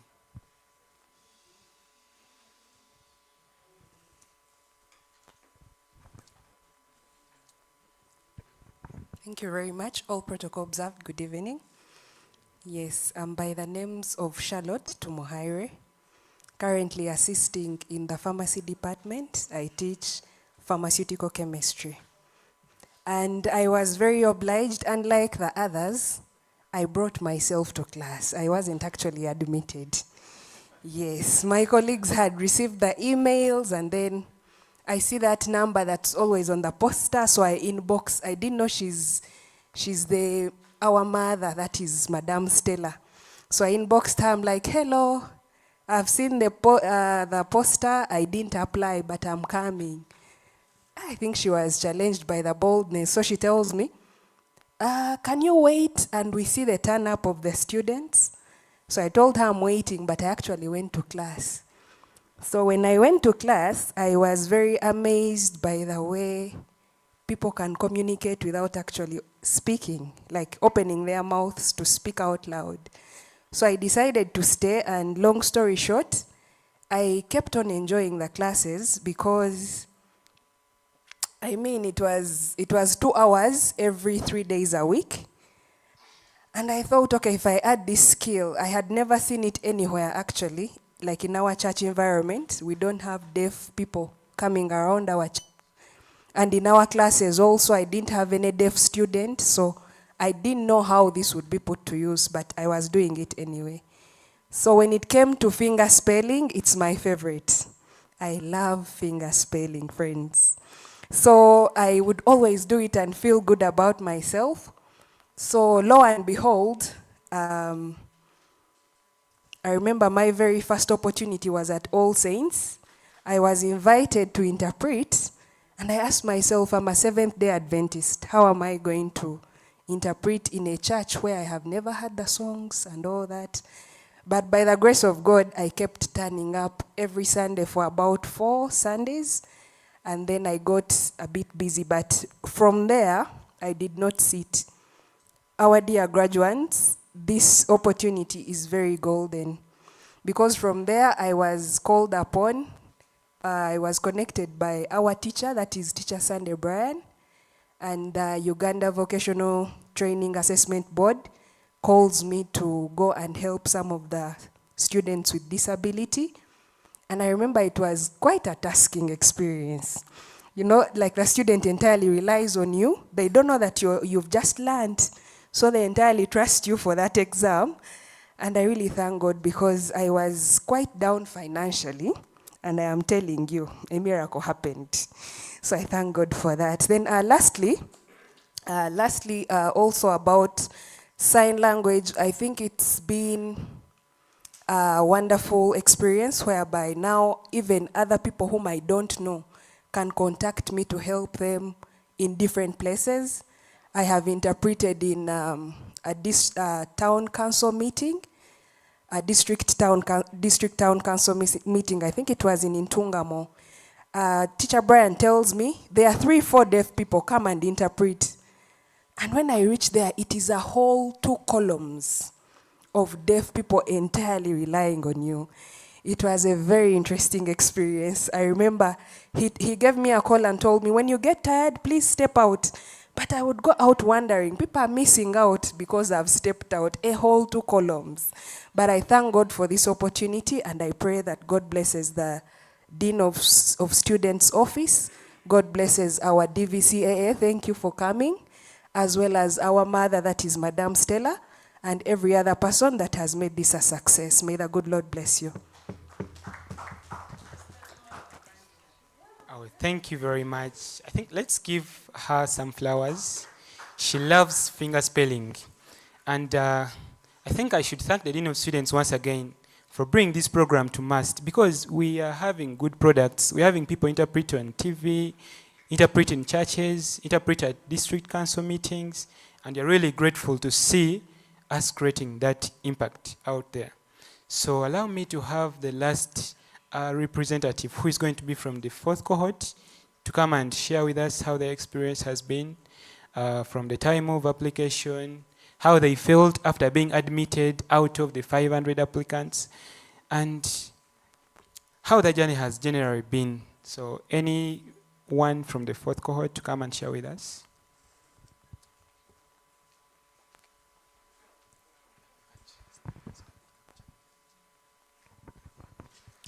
Yes, good evening, everyone. My name is Nathan Murungi, and I'm very happy to be here. And I represent the fourth cohort members, and I'm happy to see some of my teachers. I had not seen you. Yes, I'm happy to see our deans. So I'm a doctor by profession, and I'm currently specializing in a field called pathology. And that is why I said I'm happy to see my bosses here. And I'm here at Mbarara General Referral Hospital. Now, I think I put this in my story, the success stories that you told us to write. Many of you used to see how I was so interested in whichever topic I keep reminding teacher, but you promised us this, you promised us this, you promised us church this, you promised us this. Because I had come on a mission to make sure I learn this language. In that success story, I told you guys, when I was growing, by the time we started understanding in primary, we had, I can't call her an auntie at home. And where I come from Fort Portal, and they use the word kateta. Kateta is someone who doesn't speak or hear. And that is the lady who raised us when our mother is away, when our dad is away. Yeah? But like the majority of the deaf people in Uganda, she had never gone to school. So I assume she started forging as she was growing up. Well, she became deaf when she was old. So she first knew something, so I think she got probably some middle ear infections or whatever, and then she stopped hearing. So when we were growing up, we used to see her do this. This is how we used to greet like this. I remember a few things, and then this was our tomorrow. I put some of those things in the success story. And then we had a football pitch in the village. You know those villages with a football pitch? Imagine a scenario where young boys have come to play football, and then the whole community is there, and then they see a lady coming. They're like, Kateta is there, she's coming. They start saying, Kateta's son, the lady is coming. Because they wanted to see the interaction, they all gather.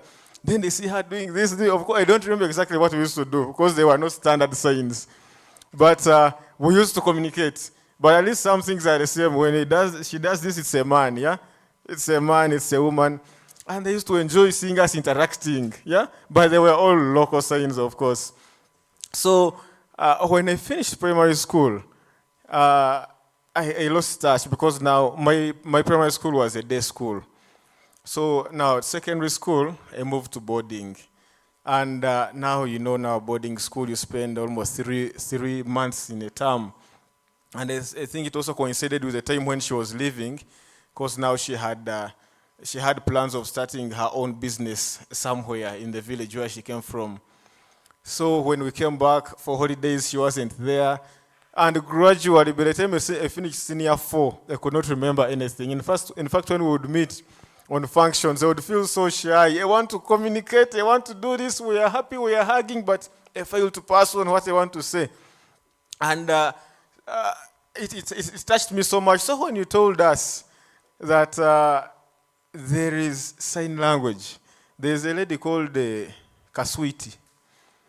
Yeah, so I think she does a course in laboratory, and so since they come to the pathology department, to that laboratory for practice, she always used to tell us, guys, there's sign language. Then we ask her, she comes and she shows us some signs, and we become very happy. I said, I have to apply.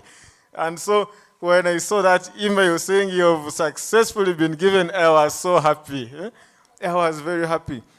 That's why when I came all the time, I used to keep asking, because I would imagine conversations I'm having. So that's why I disturbed you so much with words which actually are not important in sign language. Things like conjunctions, is, what, those things. Because I would imagine the conversation I'm having, and I'm trying to construct a sentence. How do I put this? How do I put this? But I think that helped me so much. And our teachers were not tiring. You ask them, they reply. You ask them, they reply. They give you tricks to use and all that. I'm very happy that I am able to to communicate. My major aim was really to communicate. And I've always told people the time when I felt this happiness in my heart was that story I shared when I was traveling from Mbarara to Kampala. And then there was a gentleman, a very smartly dressed gentleman actually, who was sitting behind. You know, I usually like sitting behind, not on the last pew, but on these other ones here. So as I was there, I saw some two ladies coming in, you know, the youthful energy of girls around these days. Came in together, and they told everyone in the bus, we want to sit together. Yeah, they have come later, and the bus is full, it's almost going. And now they came and they were trying to squeeze this gentleman, telling him, you move, shouting. And then we had a lot of commotion in the bus. Then it had some muffled sounds, you know, those sounds of someone trying to communicate but they can't. Then I look behind and someone is using sign language to explain to these guys. And no one was understanding. So I was like, at that moment, this must be the reason why I did this. Yeah, I moved in and of course there's some pressure, but the fact that no one else knows sign language, they won't know that you failed to say some things. Yeah? Yeah. So I try to, you know, tell him this is what they are saying, so they are saying. And later I realized that actually the gentleman wanted to sit behind, but in the middle where there's this corridor, yeah? So that he can look direct through the windscreen, the driver's windscreen. And maybe he can see whether there's a traffic jam or whatever, to see where he's going. And these ladies, for them, they thought just telling him to push the other side to the corner, for them it is okay. Someone explained to them and the things were okay. Everyone understood and the situation calmed down. I felt very happy. You can only imagine, you guys. The man himself, he felt very happy. You know, there's something you can look at, you can see on someone's face and you're like, this man has also felt it. He was happy that someone could understand him. And even along the journey, yeah, you know, talking about things, you know, there's a herbalist who on the bus. To use like the last maybe 15 minutes of the journey to sell something for cough, something for ulcers, yeah? So we even started discussing about that. Actually, when Charlotte said finger spelling is important, I'm very happy that you guys taught us finger spelling in the first lectures. Because these things sometimes are not there. And then all you can do is spell the word. And now the guy can read the word. So I started spelling things like this is made of with charcoal. Charcoal, then this one is this is this, and the conversation was moving. We are very happy. Up to now, that moment will never go out of my head. And I thank you very much, the administration, and everyone who has been with us in this journey. Thank you very much. You have given us a very life-changing skill. It's very life-changing. On top of the other things they talked about, the certificate itself is very important for employment and that, but communication, you'll feel very happy when you can communicate or when you can help. There is another patient that Isha Brian took us to. I think this is a case that we talked to the dean about, the HOD of GAIN about. I'm sure Professor Ngozi, you might also know that because that is your department. This lady is deaf and dumb, and of course people couldn't understand her. And she came to deliver from the referral. But I think no one realized. Maybe they thought she was showing off. Some teenager who is in adolescence and trying to show off. But she was there for some time. Even when they put her on the theater list, we are told she spent very many hours that we didn't expect. But we think it is because we didn't have people to help interpret. Later we realized, and I think it was Teacher Brian and Charlotte, who, you know, the lady Abigail, who started helping, and then things moved on very well. And then you find, the problem is, you can't stay there with the patient throughout the night. And the funny thing is that even the parents of the lady don't know sign language, yeah? So they took the child to school so that she can learn to communicate with others. But for them being adults, they found it very hard to learn. And even at home, they use more of lip, can we call it what, lip singing? Huh? Yeah, so if I come and say lip reading, thank you very much. If I say nabon, you may not hear, but you see I'm saying nabon, yeah? And so that is how they communicate. But when now you come in and you know sign language, you calm down the situation, you explain everything, and the patient herself is very happy. This is something that I don't know how, if I was a very rich person, I would have bought all of you Rolls Royce. Huh? Thank you very much for changing our lives. Thank you very much. I pray for you to get the man and you buy us the Rolls Royce. It's not a Rolls Royce anymore, it's a Rolls Royce. Oh yeah, he's not gonna steal. Oh why? The Deputy Vice Chancellor, our chief guest, Mr. Bogele Richard, Madam Stella, and the Dean of Students. I would like to have a recap for you just to give you highlights before we go into your remarks. This is the fourth cohort of the sign language interpretation and speech. We managed to have remarks from the different leaders who shared different experiences of what they've gone through. Notably, the ministers have spoken and the leaders, but allow me to also mention that they have shared experiences, especially persons who were not born impaired. And, oh, the name is gone. Yes, Felix. Yes, Felix, please stand up for recognition. Felix is one of the leaders. He was not born impaired, but then he got a secondary impairment. He shared his experience, and it was really touching. He got it as early as 4 years, yes. And then Julius over there also got a hearing impairment as young as P3, but his family was supportive. Stella also shared her experience. That she was normal, even how children started working, just woke up one morning, she could not speak, she could not move. This has led us to an environment of thinking that we are all candidates of impairment at any time. We just ride on the glory of God. Mr. Vice Chancellor, here present, we have realized that the audience has diverse graduation capacity, in the sense that it's not only masked people. I'll quickly go through this. We have people from the Uganda Police. Please cheer them up as I read them. The Uganda Police. We have teachers, primary and secondary. We do have people from prisons. Not the candidates there, but there are leaders there. We do have someone from the judiciary. We do have someone from the innovation sector, that is Camtech. We do have the congregation sisters of the Ladies of Good Counsel. We do have a student from St. Joseph's, Bishop Stewart and Moobs. We do have a staff from Mbarara Regional Referral Hospital. We do have people from the eye clinic, and these are postgraduate students and international students as well. We do have someone from the journalists. We do have someone from the chairpersons of Mbarara City Deaf Association.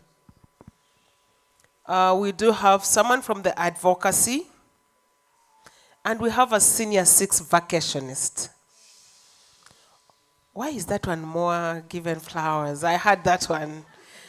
We've had experiences from the different cohorts who have shared their experiences. And without that, the first cohort, 43 students graduated. The second cohort, 53 graduated. Then the third, we had 57. Today, you're graduating 75, giving a total of 226 graduates in sign language. These are working in different organizations, especially in churches and media. especially the TVs in southwestern Uganda. Allow me notably to also recognize my co-MC, Mr. Dennis, Honorable Dennis Mushabe. Not only he's always smart, don't misunderstand that. Dennis won us a gold medal in karate in the students' IUCC, yes, that is, yes, the sports in the in the country in December. These are the students that were flagged off by the Vice Chancellor. And knowing that he's a student with impairment, he brought a trophy home, and that is a gold medal. It goes without mention that the community has picked interest in sign language, and MUST is at the front line of bringing the community to MUST and MUST to the community. We believe that administration, if this is reported to top management, this is a soft skill that is giving our students advantage. At a certain time, I know one of your passionate leaders who is living here was requesting that we incorporate sign language into the curriculum of the university. Trevor, thank you for the passion, and we believe you will leave a landmark behind. In our records, it will go down that you supported this. If it ever takes stage, you'll always be brought back to take the stage and shine.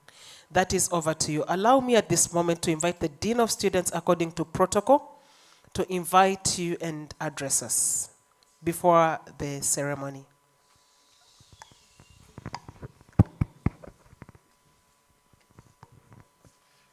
Thank you, Angela.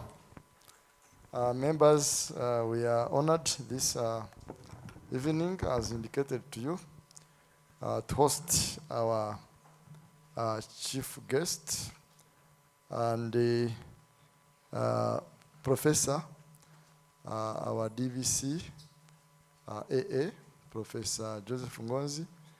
We are extremely humbled and exceedingly honored to be with you to graduate these students who have undergone through basic training in sign language.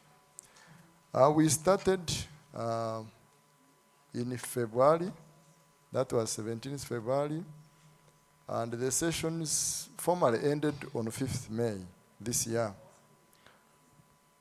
Professor, we sent an invite to all students and the community around MUST, as earlier communicated to you. We received close to 500 applicants. But because of the space and other logistics challenges, we were able to admit 100 eligible applicants. Out of those, due to different circumstances, maybe conflicting programs and others, today we are able to graduate 73 graduates. We continue to congratulate these 73 graduates. And as communicated to you, since the first cohort, this being the fourth one, we accumulatively have 226 graduates of basic language training in sign language. We hope this will continue, and it will also enhance your program, Professor, as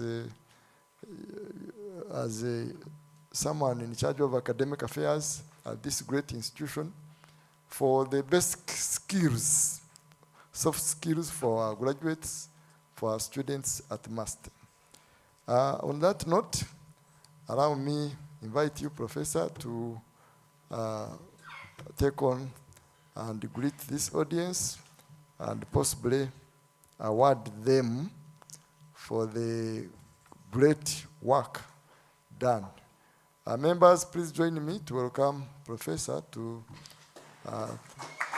speak to us. Thank you.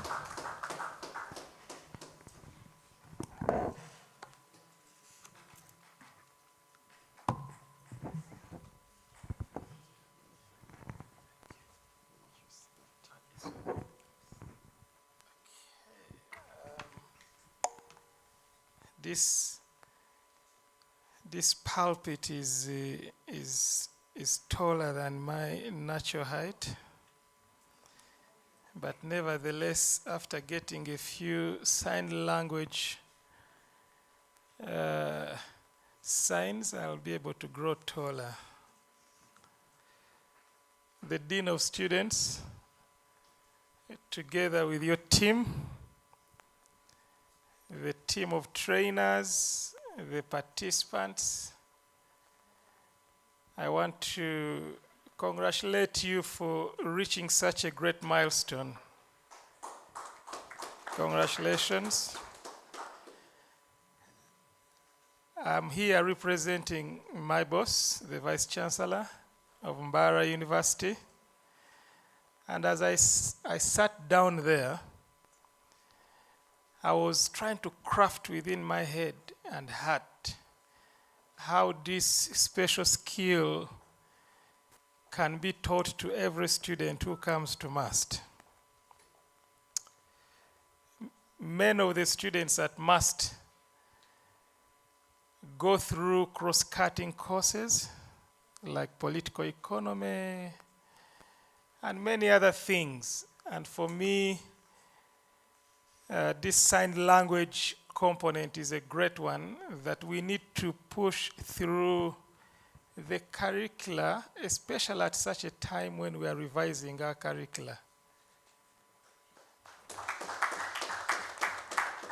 So, Bwana Dean of Students, I implore you to fight for this inclusion. You'll have my support, and I want this brought to the attention of top management, where you and me sit. I have already seen and heard that some people have extra income just because of the extra skill they've been able to add on. How many of us do not need an extra income? Is there anyone? Okay. There are many people who need a lot of support when it comes to sign language. I've dealt in my practice with a number of mothers who are deaf, but then they need care. And I remember one particular one who was in labor. And she came, she was trying to signal how she's feeling. None of us was understanding. And the next thing I saw were tears running down her face. And 2 hours later, she gave birth to a baby girl. I felt so bad that I could not communicate effectively. For the next cohort, depending on the program, please alert me. I would love to be part. When a dean of students, I want this soft skill. I was told that today some people are graduating. Having a cohort of over 200 people graduating is no mean achievement. I listened carefully as my sister Angela was speaking about the different people represented here, and I saw the need for us to encourage everyone in Uganda to learn the basic skills of sign language. I've also learned that sign language is not merely a tool of communication, it is a language of identity. It is a language of culture and deep connection. When people feel that they are understood, they are able to open up their hearts to speak even more. In the journey through school where I've been, I've met people who need such support. In secondary school, I studied with one of the people who have become a great icon and advocate for sign language, Ambrose Murangira. So he's a council member at MUST. And so initially it was hard for us to understand what, he would be communicating. And people would shun him. People would not find any reason to come close to him. So I took time to become his friend. He was younger. And somehow he would communicate, and most of the times I would not understand. All I could offer would be a smile and a hug. Okay? And I would feel the hearts connecting, but then we are not understanding each other very well. I would go pick out a gift from the canteen, a loaf of bread, and then bring it to him and say, Ambrose. And I leave him, and before I would leave, he would give me a very tight hug, and he gives me a smile. What a great fulfillment that was. I pray that each one of us will be able to learn this language. In learning and mastering it, you have chosen to stand for equity and understanding in our communities. Our communities sometimes can be so rough to these people. They don't want to know. They have no time. Humanly speaking, we need to find time for everyone. Just because we are all still having the breath of life, we need to be considerate of each other's impairments and support each other. You've chosen to give voice to those who are too often unheard. I see people at ceremonies and on TV stations laboring to deliver the message that the eloquent speakers are churning out. And at first I used to ask myself, why? Why is this one being paid to be there doing like this? And until I got one of my relatives who could not actually hear. And as she was watching UBC, she was so excited. And I'm like, okay, what is she understanding? And she kept, making certain signs. And it's my hope that we shall continue to bring smiles to the most unreached, the most unheard people within our communities. And as a university, we are committed to, picking out some of those rare skills that not every other university is bringing on board. Stella and Ambrose, we really want to support you in this endeavor. Let us know what we can do. Let us know what voice you want in addition to yours, and we shall be there to make the noise. Stella, you sit on council. If you want an additional voice, which I know you want, please count on mine in the University Council. As a university committed to science and technology plus community transformation, must recognizes the importance of inclusive education in national development. We don't want to leave anyone behind. We are proud that this program continues to strengthen communication between the deaf community and the wider society, particularly in schools. I've had prisons, police, in church, in seminaries, in homes, public institutions. I wish to commend the teachers. I've heard of names here being mentioned. I want to add my voice to say thank you for your commitment to this particular portion of life learning. To the graduates, as you leave this ceremony, you remember that your responsibility extends beyond just a personal achievement. Getting a certificate may enhance your employability, but it's beyond that. It's beyond the wallet that is going to be filled with additional income.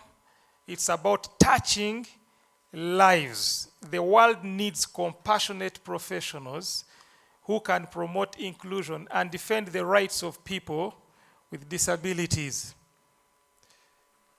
Can you imagine a newborn, if there's no one who can fight for them and you leave them to fend for themselves, the following morning you'll find them dead.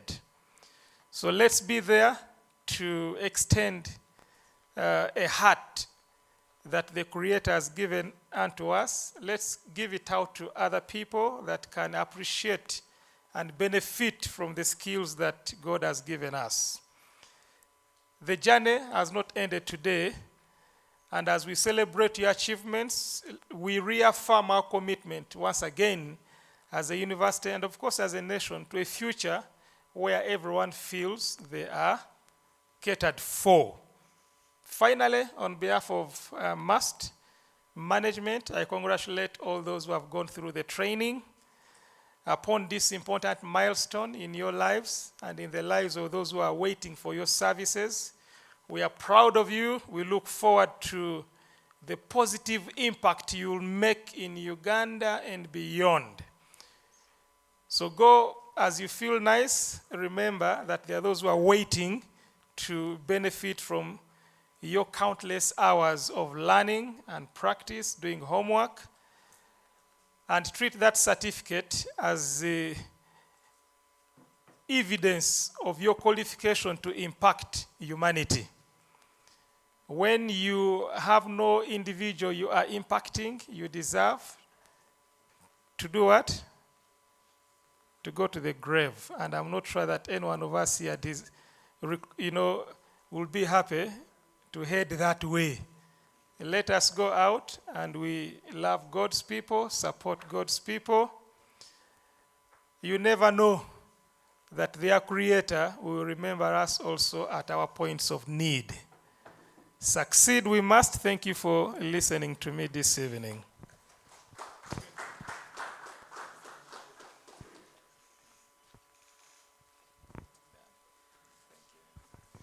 Thank you so much, our DVC. Also representing the Vice Chancellor. We're going to the award ceremony. And I don't want my screen to go off. I'm seeing battery low. What has happened? Because I need that there. As my technical people are trying to help, our chief guest, you're going to address us after the ceremony.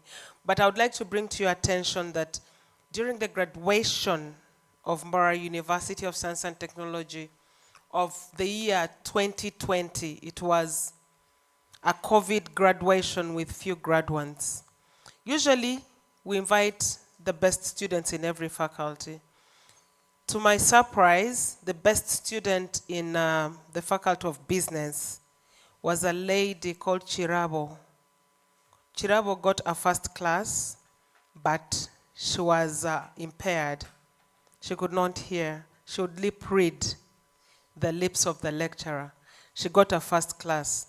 When we wrote about her, the journalist picked interest in her. She was given a job at the Ministry of Gender. So sometimes, when you open up about something, this girl said she was scared of opening up because she didn't know how she would be treated. That's why she would sit in front. But I think Monitor is the one that wrote about her, and then it exposed her. I'm making a public request and a whisper to Sunday Bright. Management is so busy. Everyone would love to have this sign language. DVC, I know your Mondays are not so packed. If you can give Bright 1 hour to come to your office and teach you basic sign language, how is that, Bright? And when you do that, I'll push you to the Vice Chancellor's office. 30 minutes every day. The logistics, these guys, they are mongolized. With the logistics, these guys are mongolized. They sent a dili bab. So I believe we shall do that. So we're going for the award ceremony. I'll invite our chief guest, the DVC, Madam Stella, and the Dean. You'll help me stand here. So when they read the name, because of the outgoing pandemic, you're just going to bow to these people and then have a photo shoot. Madam Stella, we are going to work together. For the next cohort, it's going to be a little bit fancy. So tell your friends to apply. The next graduation is a little bit fancy. It will be having something unique that will entice others to come. That is between me and Stella. We have agreed upon it. So I invite the helper of my to come forward here. We are going to read the names. Dennis, where are you? I'll request you to stand at the extreme. Remove this podium. I don't need it there. And yes, thank you. So you'll stand there and have at the end, yeah.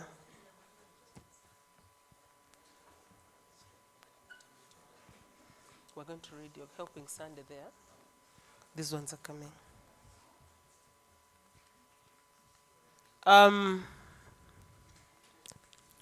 Mr. Vice Chancellor, at this rate, allow me also to welcome and recognize Madame Doreen from Metropolitan University.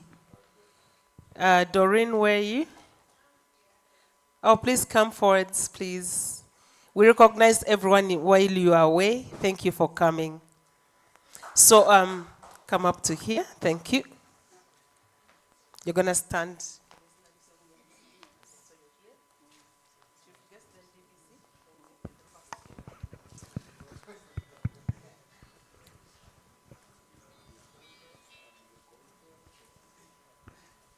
So, I'll request one health person to at least I'm saying you salute our Deputy Vice Chancellor just like that. No handshake because of Ebola. Thank you. Yeah. So she has already done what we are supposed to do. Hey, no whispering. Madam. So when they read your name, you come, bow to the persons, and then the last person, you'll handshake, but we have sanitizer for him. Yes, he has to take the risk because you have to take a photo with him. So the first person. Yes, the first person starts here. Okay. So do you want a demo, guys? So graduate me. And the first candidate is? Me. Okay. Yes. The first candidate is Madame Angela. No, there's no Madame on that certificate. and the next one is Ankunda Innocent. So Ankunda, this is how you're going. So you come here, bow to them, bow to them. My camera guy is not asleep, bow. But because of this screen, I need the screen back. So this one lights in your face to spoil it, but you handshake, receive the certificate so that the photo shows the graduation. Okay? So you'll handshake here, take a photo moment with the sanitizer. Who is helping me? The sanitizer at the back here? Yes, come and help me stand. Oh, he has said we can bonga. But then how do you hand over the certificate? You can't avoid it. We shall treat you. Okay, so the first person that was read. Do we have Ankunda Innocent? Okay. We should have sorted them out, the ones who are there. Butes Penina. Penina is around. She's our lady from the High Court from the High Court. Oh, yeah. So justice came first. Yes. Ladies and gentlemen, let's put our hands together. No, we're giving her, you start here.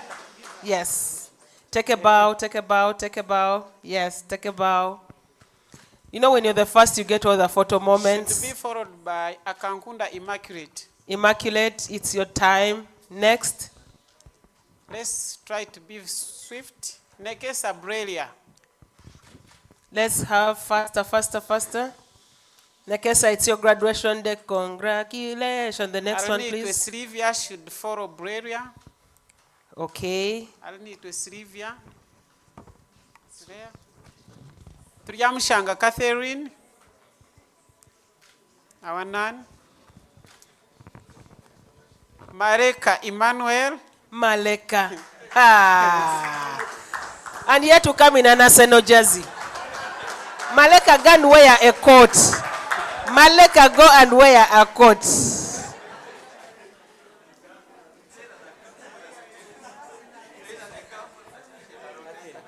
Maleka.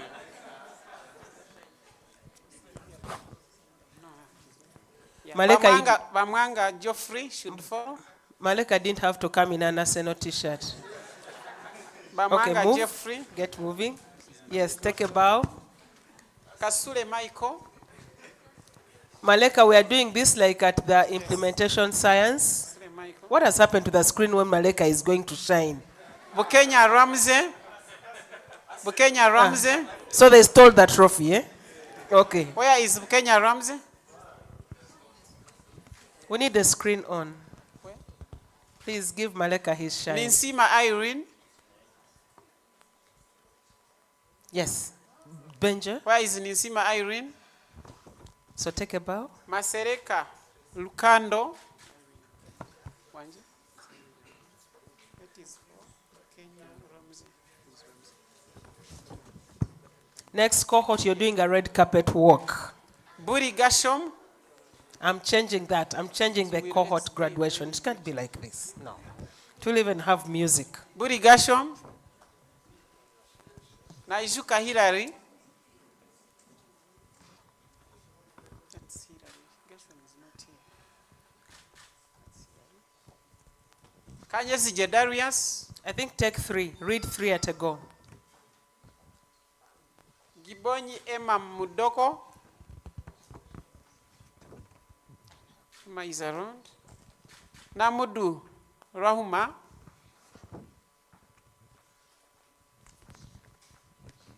Mr. Vice Chancellor, Kukunda this is the police Kweshira. guy. Yes. Afande, that one is also an Afande. Take your time. Hajat, come back. You need to get your photo moment. Take a bow.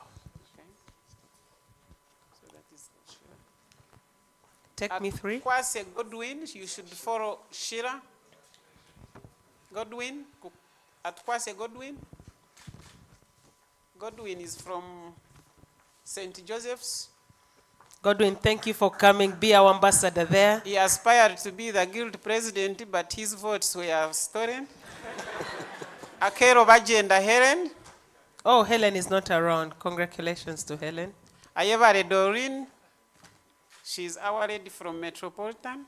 Oh, Doreen, thank you for coming. I hear she's becoming a VC for the new university very soon in Ntungamo. From your mouth to God's ears. Tayebga Tracy. Tayebga Tracy is from Mobus, Mbarara campus. Tracy, thank you for being Tejerize our... Yona. Yes. Follow Tracy. Where is Yona? Yes. Tracy, we can adopt you in must, so you can keep moving. Nahabwe Apofia. Mushabe Florence should follow Apofia. And Florence has a hospital. She Ooh. normally takes care of the deaf people there. Thank you so much, Florence, for Yeah, being an ambassador. Yeah, she's coming. Oh, she's coming. Okay. Yeah, she's there, that lady. This Tumwikirize graduate, Wilson. smartest graduate so far.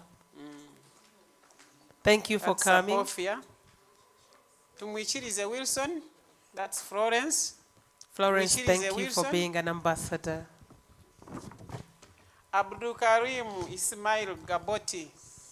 Yes. Why is he so favored? That's the ophthalmologist. Yes. I think he has made friends with everyone. I interacted him in a local language that he knows. Reba Hanu. That's the only Chinyankole word he knows. Zumura Misho. Atile Rachel. Where is Rachel? Yes, Rachel is from Bishop Stewart University. Thank you, Rachel, for coming. Bloge Haman. Yes. Nakalembe Swabra. Where is Swabra? Swabra, wherever you are, you're next. Asimwe Christine. Yeah. Asimwe Christine. Thank you. That's for Swabra. Where is Swabra- Christine? Swabra, you start from that side. Swabra wanted to pick it from the kitchen. Christine is a teacher from BSU. You start here and you bow. Yes. Mubangizi Brian. No. Take a bow. Yes. Just face them. Where has she been? Okay. Oh, sorry. Okay.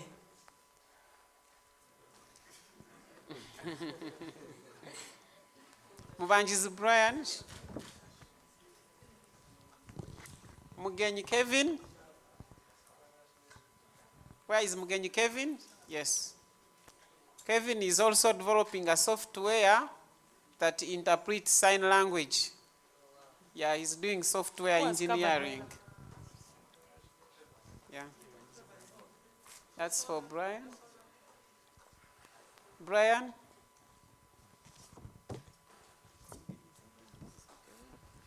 Mbusa Joshua. The one in Mbusa Joshua. Where is Mbusa? Mbusa is also highly favored. And he has been one of the most well-behaved students in Yeah. class. Yes. Joshua is from the hospital. Yeah, he's so nice. Mbusa Joshua. Adiero Anita Agatha. Guys, thank you for being smart for the graduation. You people are all smart. Adiero Anita Agatha, we have another triple A. Ah. Eh. Triple A 1, 2, 3.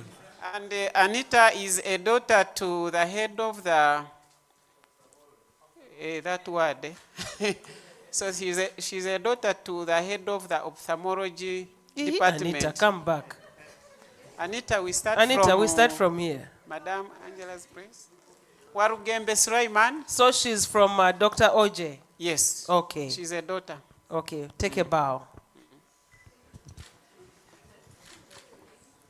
To see Jesse Bagenda should be next.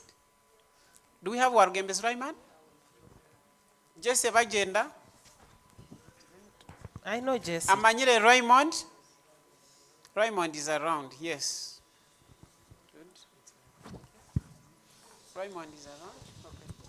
Okay. Echampire Maureen should follow. Where is Maureen? She's also our teacher. Congratulations, Raymond. Yes. Maureen is a teacher. Katushabe Betty Tiberonwa is also a teacher. Good. Owirangie. Aime Marie Sandrine. I think I've seen her somewhere. Yes. She's thick. Semfuma Nicholas. Congratulations, ladies and gentlemen. Please keep shielding them. Yes. Thank you. Nicholas. Yeah, Semfuma Nicholas is a physiotherapist. Ojok Isaac. In fact, physiotherapy needs sign language. Yes. The pain there. Oh. Mr. Ojok has also been so good. Good how? In trying out things in sign language. Ah. He doesn't give up. Not time management? No. Sebaru Joseph. Where is Joseph? Sebaru. The one who he gave us a success story. Oh, okay, yes. I remember as Sharon. Sebaru is also a good MC. Sharon. Yes. Aijuka Brenda. Brenda is a teacher from Isinjiro. And then we have Murunji Nathan.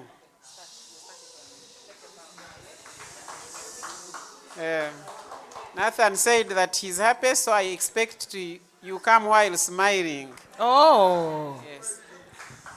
We have another smiling machine here. Way Natasha Arinda. Take a bow. We have another Natasha Arinda. She's also ever smiling. A team Priscilla. Yes, this is her year. This is Natasha's year. Yeah. Thank you for coming all the way as a teacher. You make us proud. A team Priscilla should. A team Priscilla.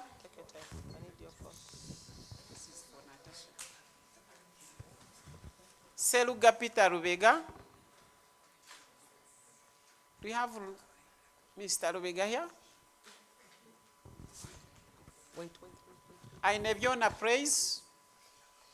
Praise is also not here. She's a 5th year medical student. Opio Isaac. Where is Opio? I saw him somewhere. Yes. Opio Isaac. Akiru Sarah. Where is Sarah?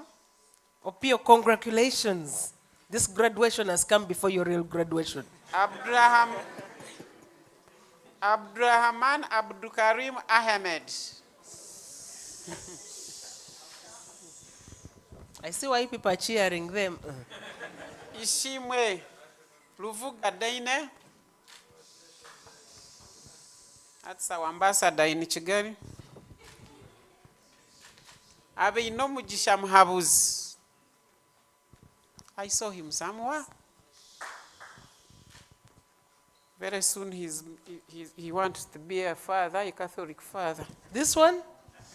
Muhabuzi. Oh, okay. This one. At Konjire Marion. I've seen Marion. Yes. Flowers for Marion members. She interprets in St. Luke Chapel of Mast. Okay, thank you so much. Immaculate. Ayabazibwe Immaculate is also a teacher from... Teacher, you're running very fast. Who is this one?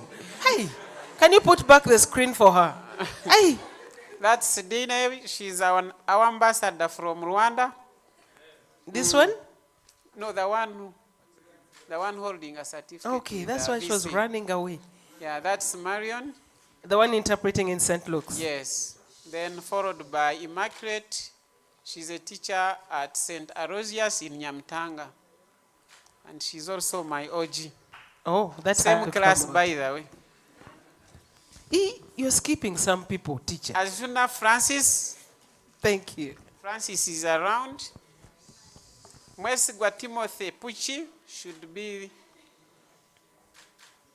Where is Mwesigwa? Yes. Thank you. Once again, I appreciate all of you for being smart for this event.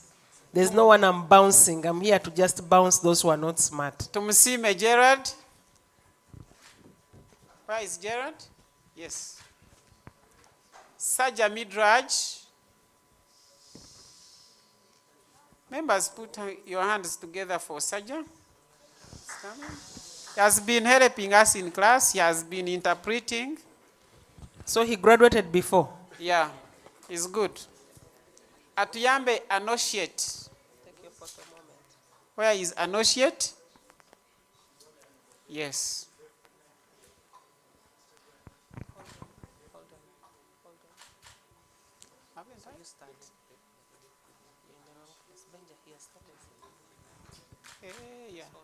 Yeah, Associate is actually helping a deaf pregnant lady in Mbarara referral right now. So she's the contact person for that lady. Whenever she comes, she looks for her. This is who again? She's Associate. DVC. Yeah. You need a double handshake because they are helping your client. Yeah. Yes. Yeah, the lady had a lot of issues. She has a story to tell. I wish you could sit with her.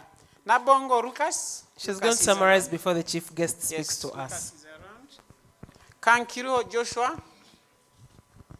Where is Joshua? Nakiemba Sarah Veronica. Yeah, Vero has also been good. Oh, she's very Vero. active. Vero. Oh, congratulations, Vero. In the church, even in our class, she was our accountant, treasurer. We had a party, a get-together, and she was the treasurer. Vero, closer. I don't want to miss a photo. Mbambu Lilian, our senior 6 vacist. Actually, there are two. We have Mbambu Lilian and Anita Adiero. They are 2 senior 6 vacists. And who? Mbambu Lilian and Vanessa. Oh, and Vanessa has also been good. That's Mbambu Lilian. And Nyeru Paul. Our doctor, where are you? I've seen him. He has been putting on a necktie from the time we started the course up to date. Put your hands together for Mr. Please. Anyero. Mr. Anyero, thanks for always being Tukamusha smart. our Immaculate. That's our teacher. She has been also very active in class. Guys, give her flowers. She has taken them wholeheartedly. Then we have Amuthire Vanessa. Yes, Vanessa has also been so good. She's also a Form 6 vacist. Wow, congratulations and thanks for being focused. And the good thing that they have also applied to MAST, I wish MAST takes you up. Say what, Mark? The DVCs are around. Another man who puts, there's another man who has And his also been academic putting on an affairs. exercise from Monday to Sunday. I hear that even at home he's always in a necktie. You can bring yourself. Who is that one? Members, who is that? Yeah, Opendi Opendi, that even when you're showering. Opendi, that even when you're showering, you're in a tie. DVC is a sign language added advantage in admission. Then we have Bernard Owori. But Bernard graduates every year. I don't know why is this certificate. Is it another one? It's appreciation, I think. Okay. Then we have a certificate for Mr. Ambrose Kario Mugisha. Now That's our dean. That's our dean. Our So general. General. The general is born for other generals. We have Madame Dusabe Byarugaba Stella. I request that the chief guest hands it over there. I request that you shift it to her. Yeah. Thank you. No, you just bring it to her. I beg you. Yes. We have a certificate for Madame Maureen Kahima. In absentia. Okay. We have a certificate for Mr. Bugembe Richard. Why is Richard among the facilitators? He is. Oh, I'm proud of him. Then we have a certificate for Mr. Julius Mutagubia. Oh, these are all facilitators. Yes, these are facilitators. Yes, you guys, shish their hands so much. We have a certificate Yes. for Mr. Tukundane Ivan. We have a certificate for Engineer Anki. She's not here. We have a certificate for Akampwe Rashira. Sheila, take your time. First wait even. We have a certificate for... Sheila deserves more flowers. First hold on. Let's give her all her flowers. And she's putting on the right color. Yeah. We have a certificate for... And the dress is not Charlotte. $7,000 US. We have a certificate for Tumuhirgo Charlotte. Yes. We have a certificate for Madame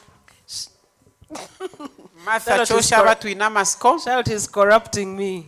But you're doing a good job. I'm proud of you. We have a Let's give her more flowers for me, please. We have a certificate for She's a Tumukunde jolly good Nabon. fellow. She's a jolly good fellow. I have a certificate for Mr. Tumukunde Nabon. And lastly, we have a certificate for Mr. Sandy Bryan.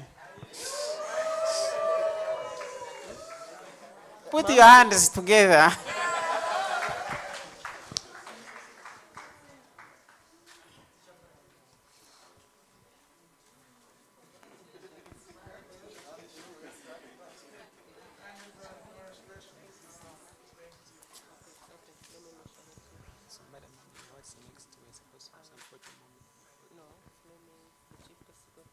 I request our people to go and take their seats. Thank you so much.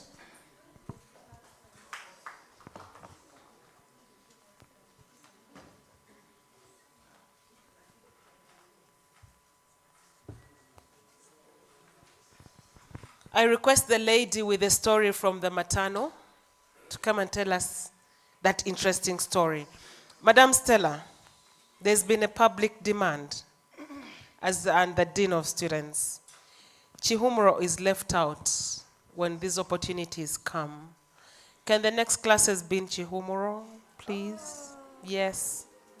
We have over 1,200 students there. We're requesting that the classes are held there. Think about it. It's an appeal. It's not a command. We can actually say that we can give them transport. We can say it's there and only 3 people register. But we're going to advertise this. So please introduce yourself and tell us how the story began Thereafter, we shall have our chief guest. The Dean of Students invite the chief guest, and then we'll have photo moments. Everyone has had their photo moment. Introduce yourself and tell us how the story started. Good afternoon, everyone. Good evening, sorry. My name is Atuyambe Anoshet. I'm a student nurse. Okay, sorry. I'm a student nurse offering a bachelor's in nursing science at Mbarara University. I'm actually a diploma nurse by profession, so I'm upgrading to get a bachelor's. Recently, we had ward placements and were taken to maternity. So I happened to, we had, mothers go for, what is it called? They go for maternal, antenatal. Yes, they go for antenatal care. So this mother came in and she happens to be a first-time mother. She is deaf. So one of our colleagues who was trying to clerk her knew I was a student for sign language, so she called me to come and help this lady out. Trust me, that was a very, very, very turning point for me. I was so happy because I was able to help her. I took her through all the stages. Remember, she is a first-time mother. So it is really something so big. She has never had a child. This was her first time. So I saw like there was still a big gap for her to get through all these stages. And I tried to help her as much as I could. I advised her on the diet she should be taking. I advised her on everything literally that I could tell, like I could remember. And another thing, she was really so happy. I'm still a learner, I'm still a student. I can't say I am perfect. So we were trying to communicate, though it was a bit hard. So at some point, we would maybe write down, of which I saw like I really still needed more skill when it comes to communicating with the deaf. But I am grateful and I'm glad that I was given an opportunity to join sign language class, and thank you so much for listening. Thank you so much for that story. Yes, we are approaching the end of the event, so we are remaining with only 3 items, which include communication from the chief guest, and then we'll go for the photo moments, and finally we have our... Yes, so allow me to invite the Dean of Students to come and officially invite the chief guest to address us. Thank you.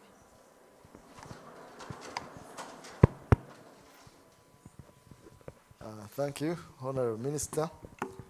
On behalf of the Dean of Students, we want to thank our chief guest for honoring our invitation.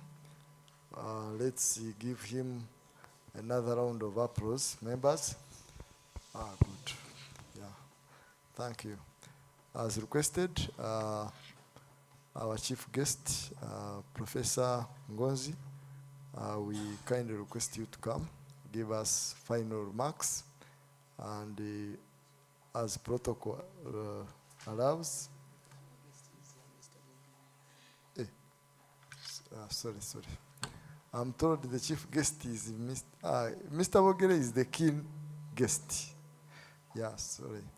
So, Mr. Bogere, as a key guest, please come and give your key message. Our chief guest, Professor Ngozi, Mr. Bogere is the head of PWDs in Mbarara City.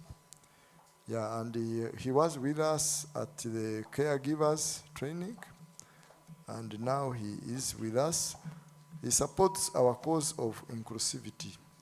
And join me members, to welcome our key speaker, who will give us key messages on how we need to continue driving the message of inclusivity. Let's give him some welcome signals. You're most welcome, sir. Thank you. Thank you. Thank you so much, our dear Dean. The protocol observed. Good evening. My name is Bogere Richard, and I'm so glad and privileged to be here as one of the invited guests. I am a chairperson Disability Council, Mbarara District Local Government, but before that, I just want to give you a simple testimony such that you can understand and know what impairment, means and what you can always do as people who have got the soft skills in disability related skill. I was born with a visual impairment, and during my studies I struggled a lot, to the extent I had my friends, 3 of them, who had difficulties in hearing. We call it hearing impairment, like as my colleague had requested. So me, I studied from my primary. I think from primary I studied from 10 schools. Reason, they could keep chasing me from one school to another because they could, for the teachers by then, they knew that for us we could not manage the deaf students and those with visual impairment. So I studied from primary, I studied in 10 schools, but due to the persistence of my parents, I managed to finish primary 7. So when I finished primary 7, I got the first grade, and they were like, hey, this son of so-and-so has also got the first grade. It's someone who we thought that he could not manage. So from then, I got a secondary school by God's grace. I could not look on the blackboard, so I want you to understand this. For you who have got the skills, the soft skills of interpreting for your colleagues, someone with visual impairment is different from those with hearing impairment. Me, I can just be here, listen to whatever you are doing, and put it in my head. But those ones with hearing impairment, it becomes difficult for them, because some of they would use they call it lip reading. Just read the lips. If they fail to grasp, that is all. But for us, we managed. When we completed S4, we also got another secondary school. We completed S6 up to the university.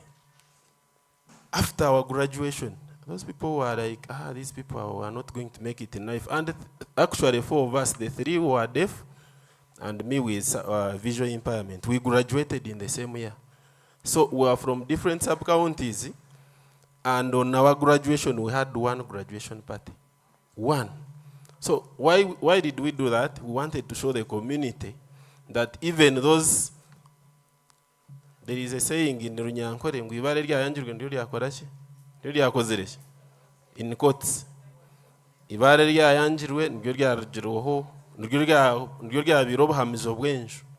so the perception the community had in us by then, it changed on our day of graduation. Why am I saying all this? We have been struggling with teachers, the schools from primary, secondary, whereby 1% of pupils or learners with hearing impairment,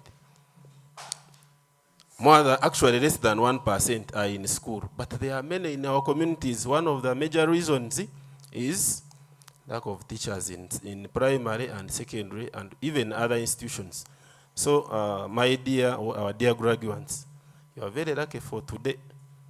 And the other ones who have graduated in other cohorts, because this is an eye-opener for you.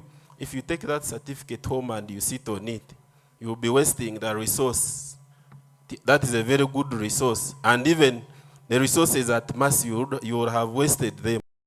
So my humble appeal to you all the graduates is go and utilize the gift, the skill that you have obtained from this training. Secondly, I have not told you about my background. I work with a rehabilitation center here in Roharo Mission Hospital, whereby we interact with so many people from different, actually people of different categories, people with different impairments. So it is a challenge to all of us, and even the communities that we do come from, whereby you reach at the health facility in our communities, deep in the villages, you ask yourself, someone is deaf, someone is hard of hearing, goes to the hospital, none of them knows the sign language. In our hospital, we have only one person who understands the sign language.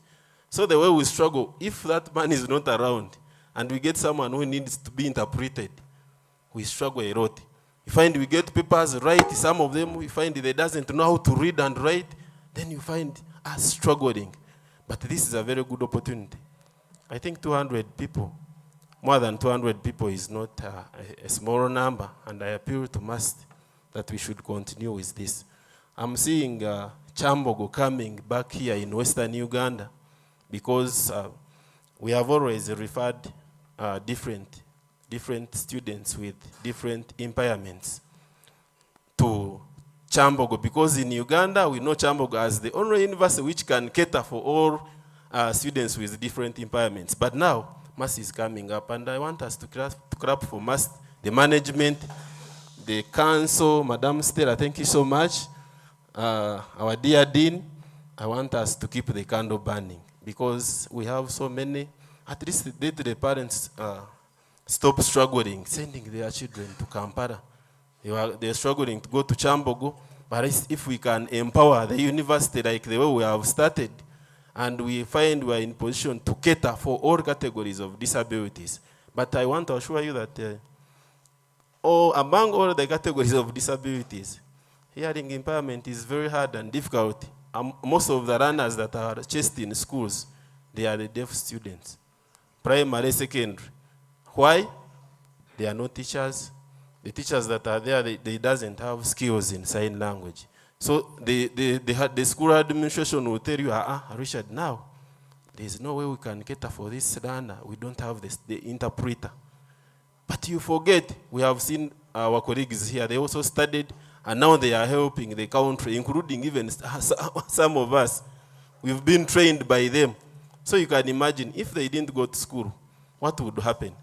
Would you have been received their skills? Automatically, no. So I want to congratulate the graduates, and I want to give you these 4 things. 1, you go in the communities and shine in the following ways. 1, interpret. Be the interpreters. Interpret for the communities. Interpret in the schools. Interpret in community meetings. Interpret in hospitals, even if you're not paid. Because now, these days, we are living in a dynamic world, and the jobs are now competitive. But if you go on a certain health facility and they see you supporting, if you get time, at the time of recruitment, you never know if you are a nurse, they might consider that. So this so-and-so has been coming here and supporting us. He has this skill, the extra skill. That is the certificate you're holding now.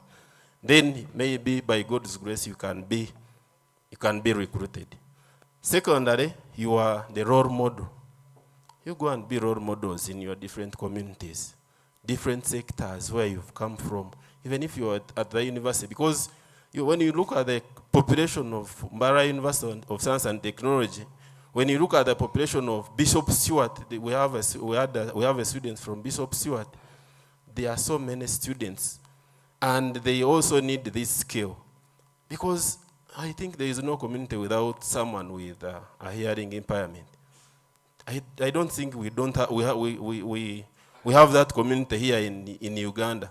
So meaning they also need that skill, but it depends on how you're going to convince them, motivate them by practicing what you've learned from this side. Go and be role models. Encourage them. They should also come to MAST, but what should motivate them to come? If you get the skill and you go and sit on it, they won't be motivated. You've had some of the speakers here. They came, they got some extra, they got some jobs because of this certificate. You look at the certificate as if it is small, but my dear, this certificate is big. if you put it into practice. Then thirdly, you go and bridge the gap between those with hard of hearing and those that are okay in the whole world. Because I remember communication is very key.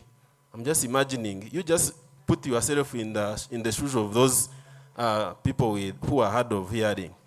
Imagine we are here using the sign language, only and you don't understand the sign language. So just put yourself in those shoes of those people. If we came here and started using sign language only, would you, actually some of them would have moved outside.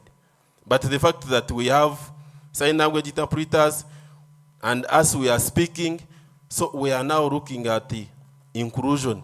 Everyone is catered for. There is what we call reasonable accommodation. So go and bridge the gap. How are you going to bridge the gap? If you have a meeting, make sure you even if you are not sure there is someone who needs sign language interpretation, you go and interpret. People will be motivated. Then lastly, I want to encourage you that if you want to succeed in anything, the first thing is to have that passion and love. If you know you're here and you are forced, that maybe you came because of the influence of a friend, maybe a colleague forced you to join him or her, then you are in the wrong place. Because that means that document that you've got from here, you're not going to put it into practice. Learning is okay, but implementation of what you've learned is also another story. So I want to appeal and encourage that from here, let's go and practice, as we know that when you practice, you become perfect. And when you become perfect in whatever that you're doing, people will look for you. You'll not even look for them. Because this service you've got from this skill that you've got from this 3 months training is very, very key and very important to you and the communities that you've come from. I want to end with this quote, or the statement, which says, nothing about us without us.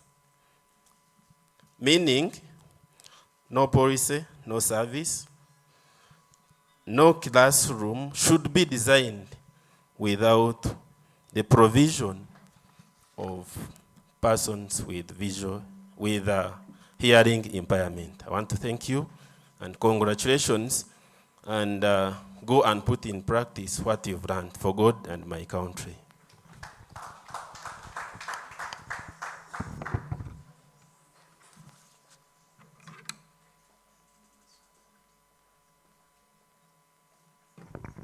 Dennis, come we close this. Ladies and gentlemen, we've come to the end.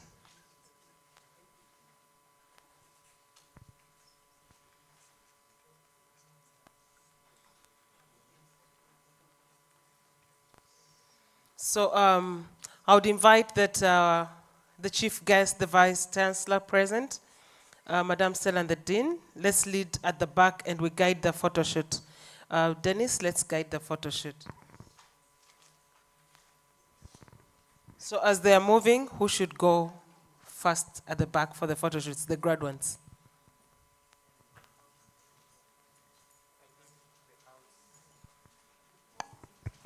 The outsiders can fill that row just behind the seats for now. Okay, ladies and gentlemen, let's welcome our guests who have graduated. Join the photo shoot as Madam Stella is moving backwards. Let's arrange ourselves there and we'll tell you what to do. Yes, photo shoot. DJ, thank you for the salient music as we're doing this. We're going for the photo shoot. Photo shoot. The sign language graduates, then we shall have the ones of must. You were graduates, now you're graduates. So the external people, then we shall have the must and the hospital come in next. It's a photo moment session.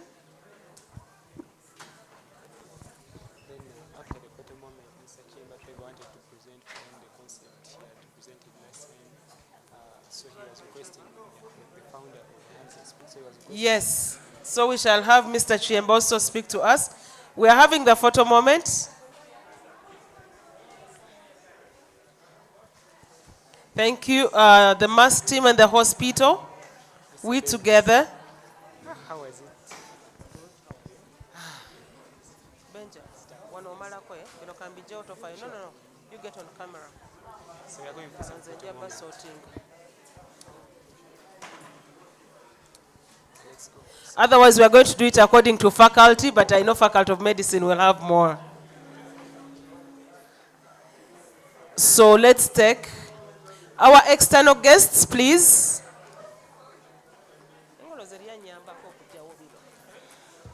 Please have a seat. Open it. Okay, let's sit. Yes. No.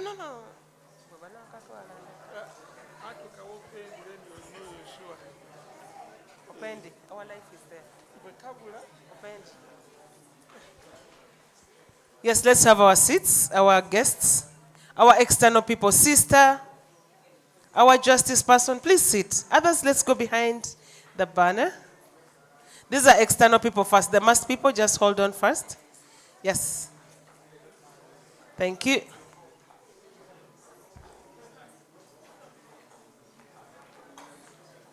Our external people, yes.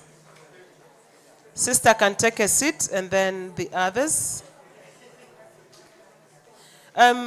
Classmates. Benjamin, can we add another chair? Can we add another chair? Add that chair. Yes, we're putting for her a chair. She had sat already. Just put it there. Yes, one person can sit. Push it in a little bit more.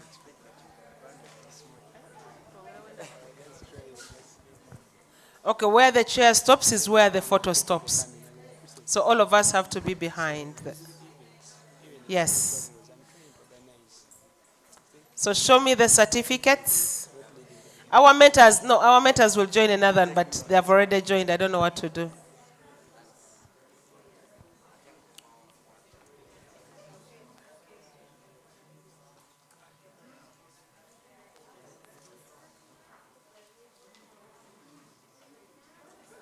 Are you smiling for the camera? Natasha needs something, I don't know. I'm going to share these pictures. Okay, smile for my camera. Yes. Just a minute. I'm a perfectionist with photos. I just want to put the Dennis tie right. I just can't do this. Okay, thank you. Dean, don't take it personal. Okay, we are smiling. DVC, where is your graduation certificate? Next cohort.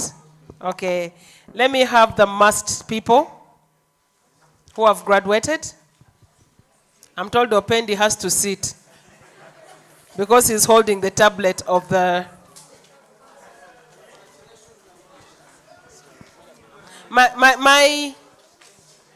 My instructors, someone help me tell my instructors to stay behind. Tell my instructors they're taking the next photo. Then we shall have our colleagues.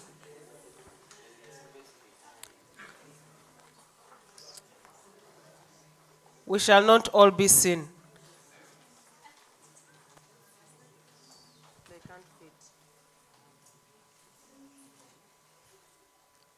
We can't fit. How many of you are postgrads? Postgrads, get out of the photo. Postgrads, get out, yes. You're going to have your... Yeah. Postgrads, get out. Hospital staff, get out. Yes. Ours is special. I thought Opendi is doing masters. You guys, stop dressing up like people ask for money, you don't have the money. Oh my God. You're a finalist. Okay. Now you smile, you're next to the VIP. Smile for my camera. Yes. Okay, now get out and my post-grad seat, stay. My Valentine baby girl modeling, come and sit and take this picture to brighten up my... Just stand behind them to bring life to the picture. Post-grad, and all those who feel that have not been seen in this picture.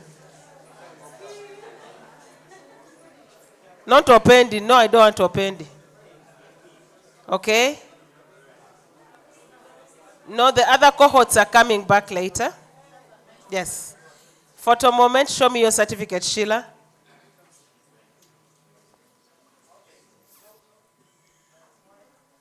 Raise the certificate, yes. Now, some people are not smiling. Okay, give me the vibe of graduation in 3. Benja, are you ready? In 3, 2, 1. Yay! Thank you for beating that Deputy Vice Chancellor's head. My mentors, the teachers and mentors. No, I'm going to invite you specially. Yours is special. Please, my mentors, leave one chair for me. Okay, we can't. The other mentors go behind. Mentors and other cohort members, other cohorts, my leaders, all the leaders, including Dennis. Please, people, don't go. We still have a meal together. The leaders, please. I don't need certificates there. I don't need certificates in this picture. Thank you. I love the smiles.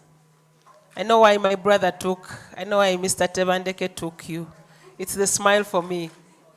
Okay, and one last one. You can move away. Finally, okay. Dennis, take a seat. Finalists. Mwetega. Yeah, that one is an important picture. DVC, you have to show. DVC, you have to show this to the Vice Chancellor. These are the finalists with added skills. Let's use space this side. Yes. Oh, please borrow a certificate if you don't have. Now, wait. I request the last lady of St. Luke to come here in the middle, and he goes at the end. Come here in the middle. Or rather, pull a chair. Here, at the end. Put a chair there. Okay, no, she's fitting perfectly well. No. Okay. Yes. Smile for the camera. Our dear finalists. Where is Alex? Alex, come for this photo. Finalists, smile. Imagine they are reading your name at graduation in 3, 2, 1. Yay! Okay. Alex, you've refused to come for a photo. My VIPs.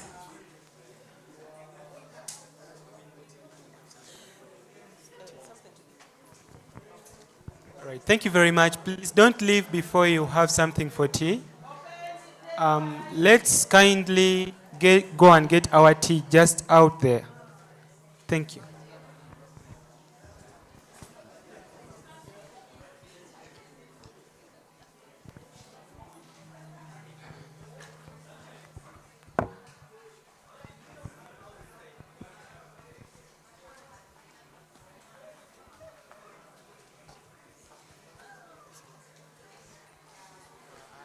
Guys, please don't go.